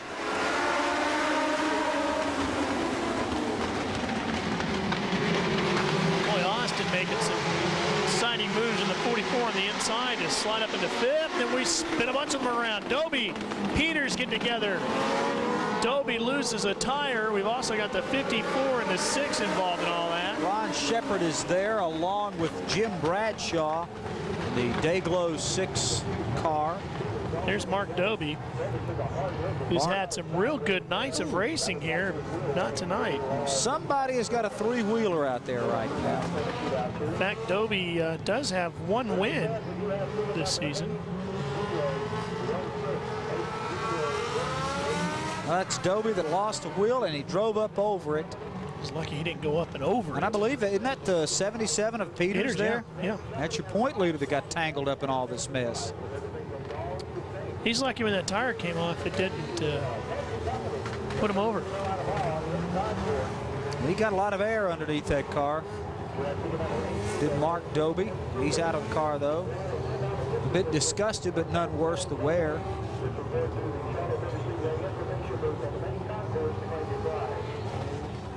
Mark Doby, big Richard Petty fan, as you can tell by the make of his car, and not going to get to complete too many laps tonight. Let's check in with Mark Garrow. Little note on Jeff Matthews, who's driving car number 30 in the semi-pro division. Remember, last week we went off the air because there was a driver injured. Well, he was that driver. Had a back injury and a neck injury. It didn't turn out to be that bad. They took him to the local hospital, got him checked out, and he's back here this week. They barely had enough time to primer black the car and stick a 30 on it, but nonetheless, again, with some true grit, we get another race driver back after only a week after being injured. Guys? That's a testament to the strength of the cars and how well they're built. That took a pretty hard hit last week and sustained minor injuries, nothing too serious, nothing that would keep him from racing again this week. Well, a lot of times you see him put a guy on a actually run the races here and see if indeed that has been the case, and if they've made a rule change to that effect, or if that was a judgment call or what. Well, Timothy Peters, as we go back to green, did re-enter the racetrack, not in a backup car, though. He is back in the same car that he exited the racetrack with. Well, he just barely got bumped in all of that mess. Greg Herlocker's on the point there, and Wayne Austin is tucked down underneath him in the 44 car.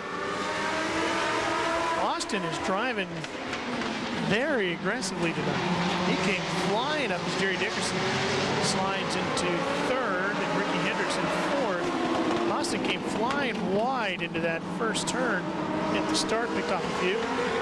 There's Jerry Dickerson in the 90 right in 3rd place. That's Mark Garrow believes already talked to Jerry tonight, a guy that had some pretty spectacular crashes, but also has won his share. And there's Ricky Hendrick. We haven't heard much out of him this year, have we, Ralph? No, and we got a yellow flag out. Ricky won a couple of races last year. There's why. That car was also involved in that earlier melee. Rodney Childers. And there's Herlock. Well, David Stetzer is one of the people who is in charge of the Legend Series for 600 racing. He would be able to. And we'll try it again. And here comes Austin one more time. Right, Ralph, he really tries to stick that snout down in there and make it stick. Jerry Dickerson. You know, the one thing about TV is it's such a two-dimensional thing.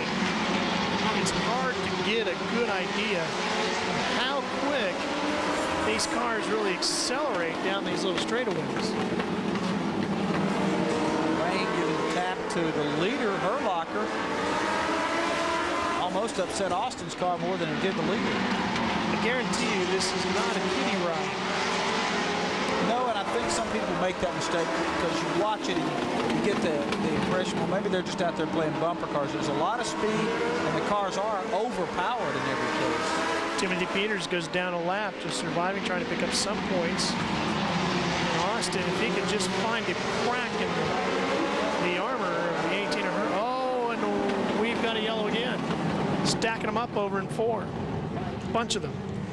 Nick Pistone in the 59 is in that mess. Looks like Jason Austin maybe in the car right there getting out. Getting out, first thing those drivers do. Trying to see if he can separate the two, him and Pistone. Inspect those cars. I think that's just a conversation about, hey, how can we yeah. get these cars separated? It's not the confrontational type situation we saw last year. No.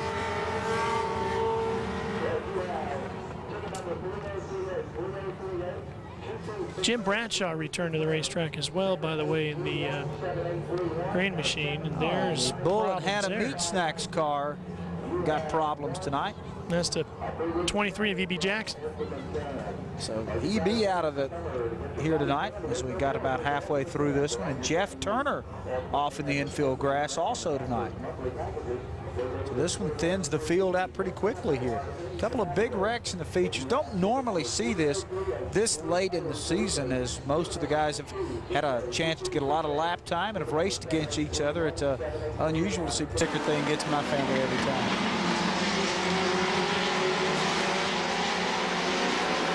Here comes Austin again. Boy, he is on it tonight. But he still Look at can't- he Herlocker still with a can't do hand out the anything with door. Herlocker, though. Oh, it's because of the yellow. I didn't see the yellow at first.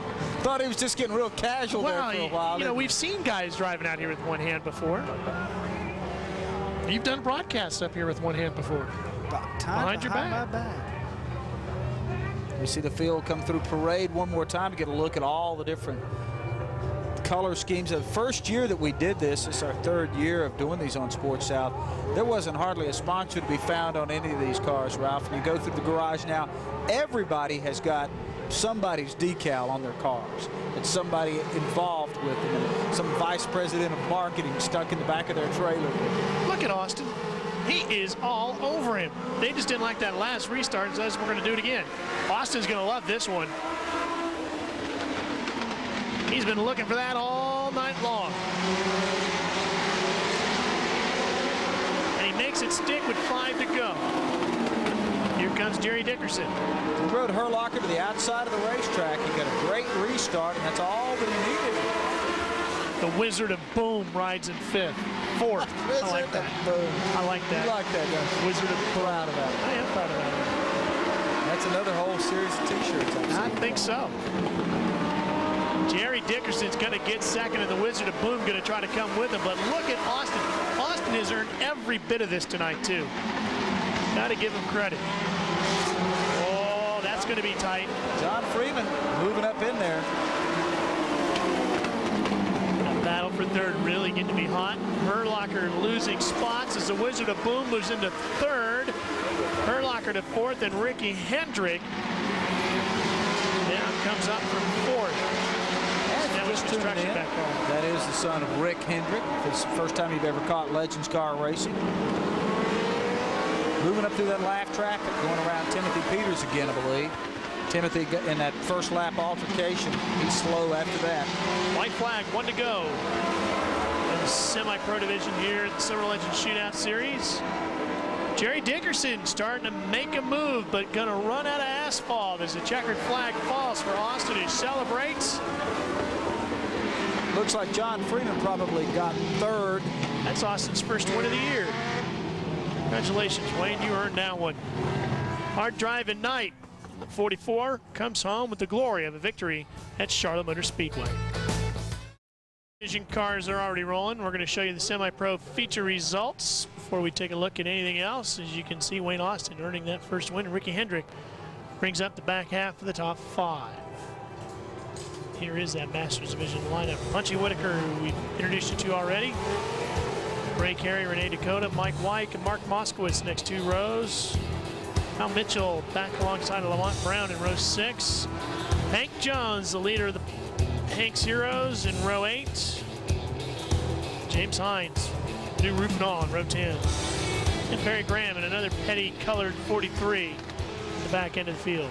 In those points, this is a pretty good battle here. Yep, Mike White last year pretty much staked claim to this and ran away with it, but he's got the lead, but not by much over John Smith and Mike Hughes. And there's Cotton Spry and Renee Dakota hanging in there in that metal-bodied car in 5th place. Biggest surprise there is that James Hines is not in the top 5. He's been a hero or 0 just about every week.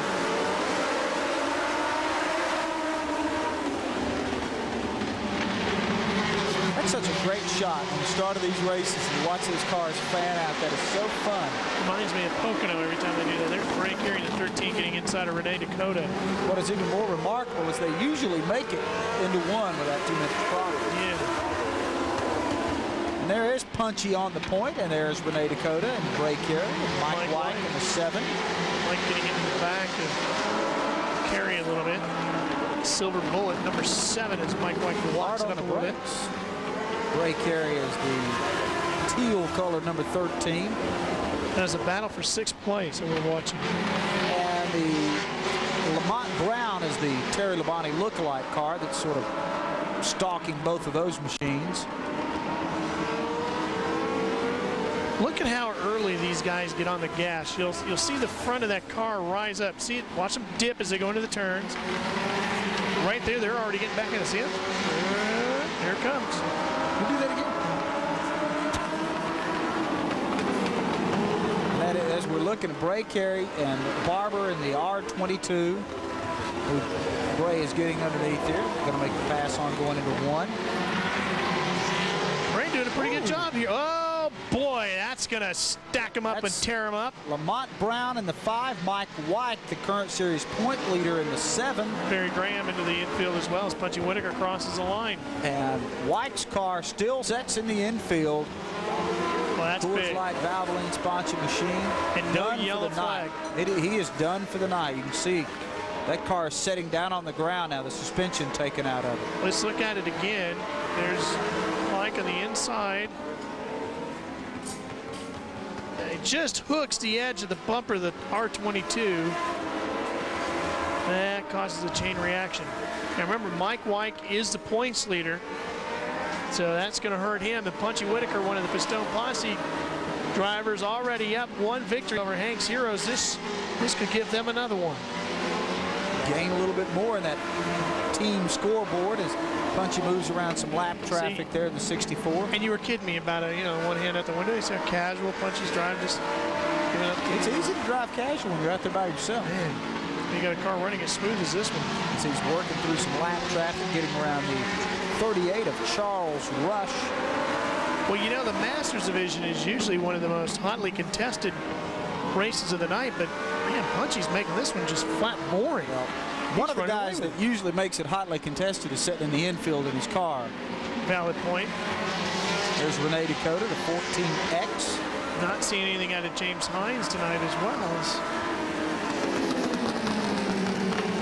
Bill Irwin, who's had a pretty good year this year, and it looks like they got problems on the racetrack here as they're slowing down.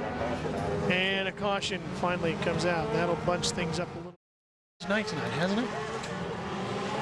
Kind of a strange night so not far. much of a rhythm to the racing so far, you know, a lot of... Well, it's hard to develop any rhythm when all you see is the yellow flag dropping out Well, about every 5 laps. exactly. We've seen enough of that. There's Jay Barber, the R22.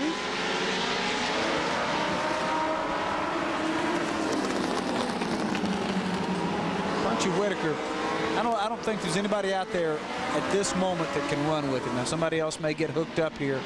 The tire setup, when you talk to the drivers, they'll tell you how the tires match up on the car, your worn tires versus your new tires, and how you get them to match up. Guess what? It's so key. Another yellow flag. Yep. Another broken spindle on a race car, Yep. too. That's the 27, Steve Childers. That's the weak link in these cars. Yeah, it is. But there's a reason. We'll explain that when we come back. Nicely done. Stay with us. We'll be right back for more explanations on weak links from Doug Rice. Doing this is not very difficult or expensive. All right, we should have about 2 laps to go as we get set to go back to green. Punchy Whitaker leads the field.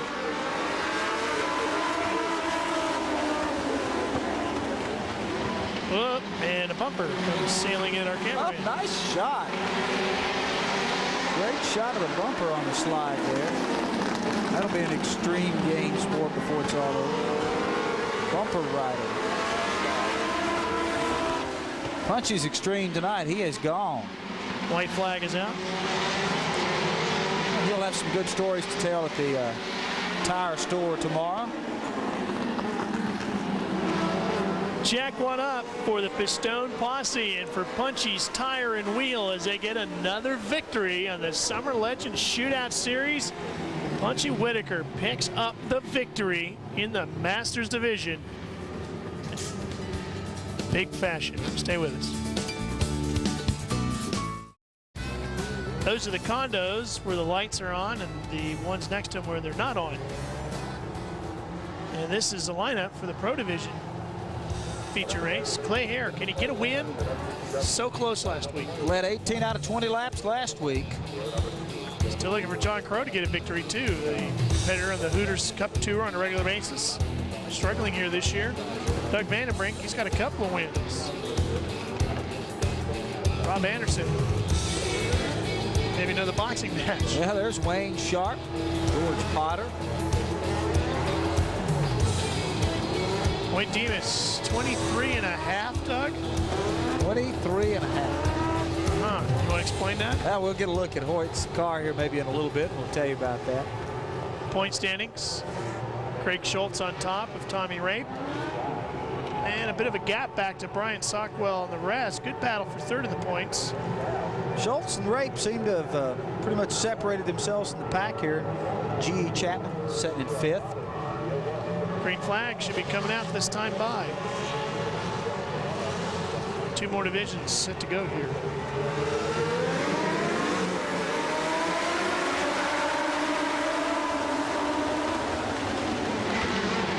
Oh, contact already. But everybody keeps them straight.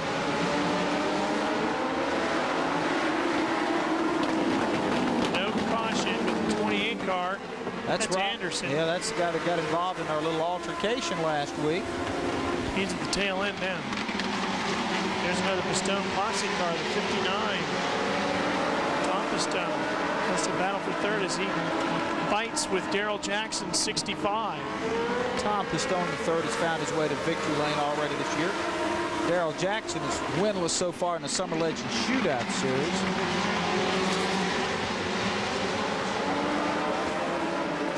Battle for 5th between the 98, the 1, and the 32. That's for 6. That's Greg Scholes and Brian Sockwell in the blue 4U machine. And John Craig. John Craig is in that silver and blue car. It's about to lose a right rear fender, it looks like. Clay Hare leads it as he tries to pull away from the 10. That car belongs to Jack Crumpata. Clay led, 18 out of 20 laps last week, got past with a lap and a half to go to wind up second place, as we talked about Clay being a International Hot Rod Association world champion in one of their premier divisions in 1993. Oh, Craig Sockwell and Austin. Is that the other car? Some of the big guns out of it Doc here. Brewer, maybe. He's a 44. That's John Craig right there trying to hiccup his car. One of the 44s was. That's Wayne Sharp. I think it's Keith Martin's 44. Wayne's just trying to nurse that car back around. There's your leader, Clay Hare, in the WCW machine. Clay built up a pretty good lead, too, and he's going to have to do it all over again. Here's a look at the crash. Stockwell comes up on the inside. That's where it starts. There's the 84. There's that 44. That secondary contact on John Craig with the 84 machine's really what messed him up.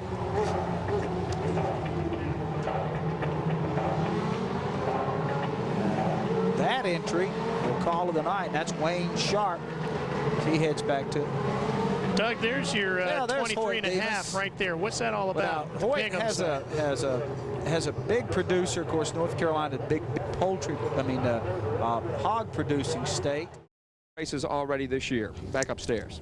Tolliver's a pretty cocky little boy, too. He'll come up to you in the garage and he'll say, now, you got to say something good about me.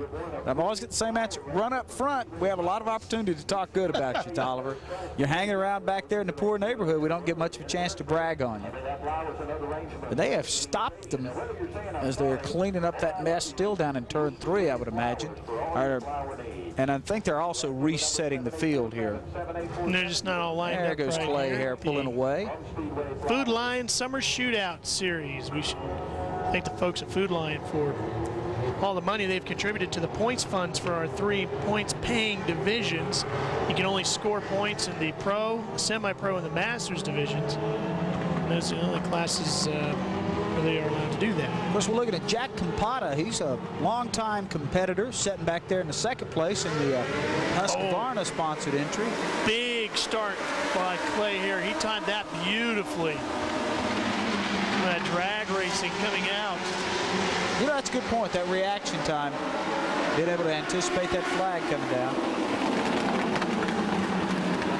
Tom Pistone III in the taxi cab machine grabs a spot away from Darrell Jackson in the 65. That car was destroyed up against our camera platform a couple of weeks back. Back to one of the most nicely prepared pieces in the garage area. Beautiful looking little race. You know, now Clay can remember one thing. They have the rule about spinning out the leader. Punching wood. Yeah, you can protect that point. If you're the lead car, you can sort of protect that and not have to overdrive your car. That's the battle for 6 between the 32, Schultz and the Hoyt big machine. Yeah. Davis. And Vandenbrink back there in the WSOC 103.7 car being shoved along by the 04. Tommy Ray. We've seen a lot out of Doug Vandenbrink last few weeks. Well, I think Clay here is about to maybe find his way to victory lane. He looks awfully strong. Well, Jack Campata hadn't let him get out of sight, though. We'll see if he can track him down. There's John Crow in the 98. And you know, that's a good point, because Clay here ran up front all last week until the last 2 laps when he finally handed over the lead. Let's see, Clay. So you got Clay Hare hanging on to the lead. Jack Campata. Tom Pistone III hanging out in 3rd place right now. Clay's running the new Bassett wheels. Bassett Wheel Corporation, which makes wheels for the Winston Cup and Buschcraft National and ASA and all the other. Whoa, Darrell Jackson, the helping hand from Schultz, and sucks up another one. Maybe the 04 Tommy Raitt. I think so. Who that is, got into him a little. Yellow flag. Anyway, those Bassett wheels, you see them on all the major stock car divisions. You can now get them for your Legends car. There's Darrell Jackson. Taking off those gloves. All too short night for Darrell Jackson, whose teammate, James Hines, was upside down. And there's Tommy Raitt. Darrell Jackson, one of Hank's heroes. Schultz almost tore off one of those spindles, didn't he? More look at it. Well, no, I guess, you know, See the car get up in the air right here? That's usually the kind of thing that snaps him. Well, when we're talking about snapping those spindles, I guess we should make the point. It's not a weak piece of a car. It's not a construction fault. It's a design situation. Right, they've designed it that way on purpose. Because if you built these cars where everything stayed intact, you'd wind up injuring a lot of drivers. You'd wind up bending the frames and be a lot more expensive to repair. all the energy from a crash goes to the things, through the things that don't move, and the one thing that does move, and that's usually the driver. Damage there. Stay with us. We're coming back. Of the Pro Division here, round 6 of the Summer Legends Shootout Series. Clay Hare, another great start on a restart as the green flag waved. He did get another good jump. That's the yellow and purple 29 machine. This has to seem like an eternity for Clay. He led 18 out of 20. There's John Crow and Greg Scholes going at each other. 98 is John Crow. Crow in that red car is one of the better young talents in the area, and I'm really surprised he struggled as much as he has this season in the series. John? Yeah. I think maybe it's because he's put so much of his effort into that Hooters late model series that he's running. He probably isn't spending the hours getting his Legends car program dialed in like he was last year. He runs 7th in the points right now. That's a battle for 3rd that you're looking at, so John might be able to move up a little in the points. Getting pounded on the backside. This is some of the best racing we've had all night. White flag is out. See if Clay Hare, can do it. Can you do it? Jack Campata trying to put an end to the dream. Here comes Clay Hare. 2 more turns. Campata getting to the inside. Can't get the drive. Clay Hare is going to win on the Summer Legends Shootout Series. So the WCW back number 29 of Clay Hare finds its way to victory lane on the Summer Legends Shootout Series. The racetrack, let's show you the results of the pro feature. Clay Hare gets the win. Pistone, Crow, Schultz all follow him, and Campata across the line. Guess they're celebrating big up in Lenoir City, Tennessee tonight, Clay Hare's hometown. And your grid finds Johnny Sossaman and Rick Bass. 2 guys real close to getting wins. Sam Jasper and Brian Lee in the next row. There's Brian Doby, Brian Graham. Just take a look back through. Roger Neal had problems last week in row 6. Steve Brudzinski, who's been with us each week in the 17B in row 8. Justin Snow, pretty strong competitor in this division. All the way back through row 12.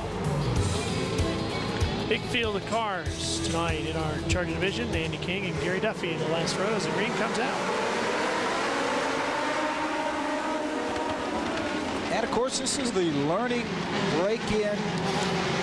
Figure out if you know how to drive one of these legend car divisions.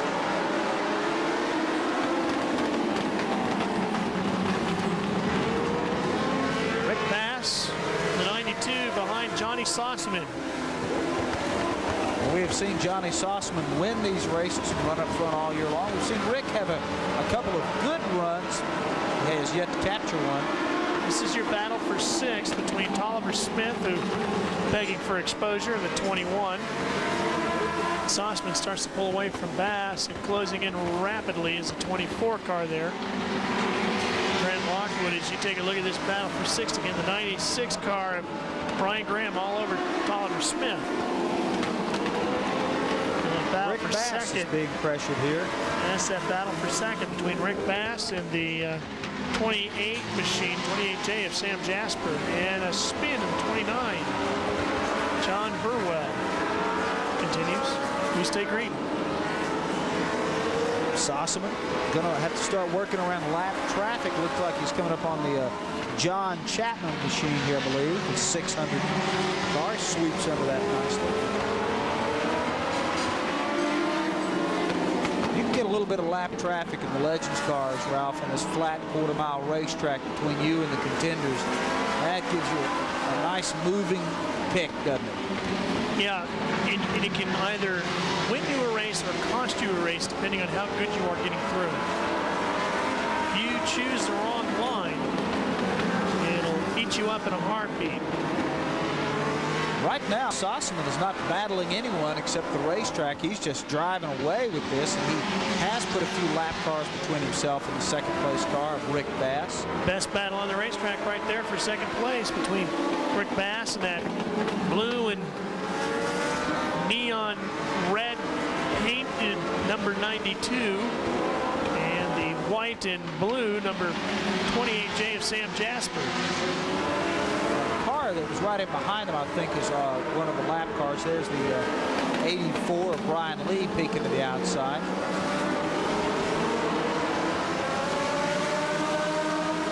Rick's car doesn't seem to work as well down low, but he's got a lot of good top end speed as he pulls off the corner. Jasper's working up under him here. Really impressed with Rick Bass, even though he loses a position. Oh, and Brian Lee's going to get in him a little bit. I have been impressed with Rick Bass's improvements over this year from last year. He's doing a great job. We got a chance to talk about that, and he has done a good job. That's what the Chargers division's all about. Is exactly. A chance to learn without the pressure of running for points. Here's a look at that again. Lee comes in. I think Rick didn't know there was another car there. He was trying to pull in behind Jasper. They're lucky they got away with just that little bit of damage on both cars. You ride a wheel up like that normally. Must be problems here as Sossaman's waving the field to slow down. One of the ones involved, I think, is the 24.7. I think that's Grant Lockwood out of Cummings, Georgia. Yep, sure is. Stay with us. We're coming back. At Charlotte Motor Speedway, we are wrapping up the Chargers division. They're still under yellow as they form up their deal. Let's get up with Clay. I know what Mark told him. What did he tell him? Exactly what we were talking about earlier, that, you know, if you're leading, you don't have too much to worry about. You don't have to fight that guy off, because if he spins you out, you're going to inherit the lead again anyway. That rule only works, that advice only works if you're leading the race. But if you're leading the race, you probably know enough that you don't have to take advice from Mark. Battle for second is a pretty good one. The 28J, Sam Jasper, and that 92 machine of Rick Bass. Whoops. 29. He's just had an adventure tonight in the 29. John Burwell. You've seen a lot of John Burwell. From all angles. Sossaman driving away with this. Jasper got around the Bass machine. Looks like Doby is hanging out back there in fourth right now. Brian Doby out of Trinity, North Carolina. Midland, North Carolina is the home of Johnny Sossaman Jr. It's not too far from here. No? About 20 miles. The 42 of Doby closing in on Bass. That's the battle for third. Of course, Doby's brother got knocked out of our first feature event tonight before they got a lap under, and his brother tried to come back and borrow his car for a little while, but officials threw a black flag on that. They're still working with Burwell as the 11 has been black flagged. Danny Keaton losing a bumper out of TK, South Carolina. He's done now. Can't, I mean, all you've got separating you a lot of times from these other cars is your bumper. If you lose that, they're going to pull you off for safety reasons. It's a good battle here with the 11. That's Keaton right there. Working up under the 84. That's Keaton with the bumper. Yeah, there's Keaton, I think, is the one that got the black flag. Yeah, there's the bumpers all. Oh, that could be a little dangerous. That could fly off, or that well, not only that, but we've seen him hook those things all night long. Remember, we saw that earlier. This is a battle for seventh. The 21, Oliver Smith. Who we talked to at the head of the show here today. And Greg Lawrence in the 95. A chance to look at some drivers that we haven't seen much of this year, and that's kind of nice to bring some of the other faces in the Legends card deal. 7 more to go. The 84 car is Brian Lee, the Harrisburg. Which is the home of 600 Racing, where they have a a huge manufacturing facility where they produce electric cars. Have you been over there, Ralph? Sure have. It's a big facility. I mean, it's like a mini General Motors. Yeah. Smaller scale, but they get bodies and chassis and engines lined up everywhere, and they blow the whistle and go to work building legend cars every day. Bobby Pence gets out of the way to 3 as we spin a couple of them around and bring out a yellow. And I think Roger Neal was going to be outside of that turn looking in over there as he gets back into line. Chicken and home. There's Sossaman just waiting, trying to wind it one up. Don't you know that's frustrating, like it was for Clay Hare? You've got the car that's hooked up the best. You're running up front. You're leading every lap, and the doggone yellow flag just keeps coming out. Just won't end. So it's just that much more even out there, even playing field. Greg Scholes is the point leader after 6 weeks. He's got to hold on for 4 more as we go back to green. Dobie gets around Bass for 3rd.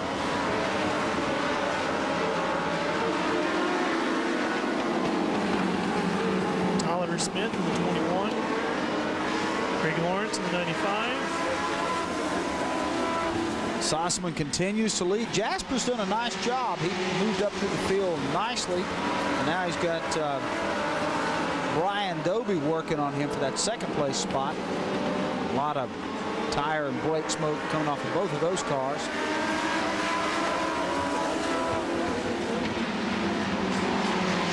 There you look at Brian Dobie in the 42. That's the best race on the track right now. The battle for the runner-up spot.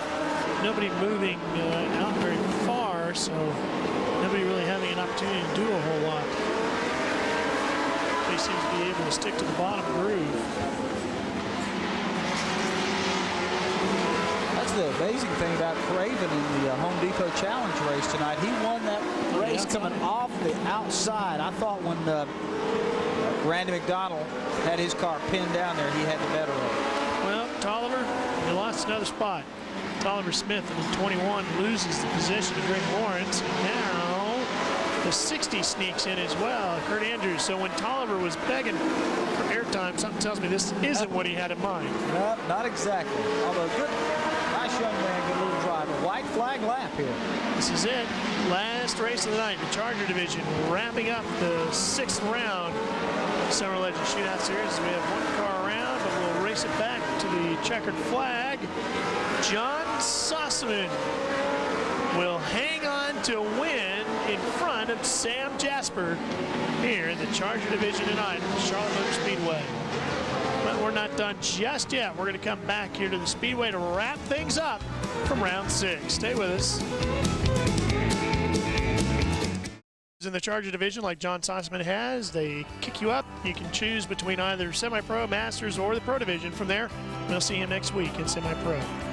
Our next race comes back here next Tuesday. We're every Tuesday for a few more weeks. There's a look at our Home Depot Challenge between Brett Bodine and Kenny Wallace. Should be a lot of fun with those two. Make sure you tune in and catch us next Tuesday night live at 8 o'clock Eastern right here on Sports South. For Mark Garrow, Doug Rice, and the entire gang that provides you all this great Summer Legends Shootout Series racing, I'm Ralph Shaheen. We're wrapping it up here. RaceScam, those folks provide us all of our communications. We appreciate all that. Well, that's it for another Tuesday. See you next week right here on Sports South.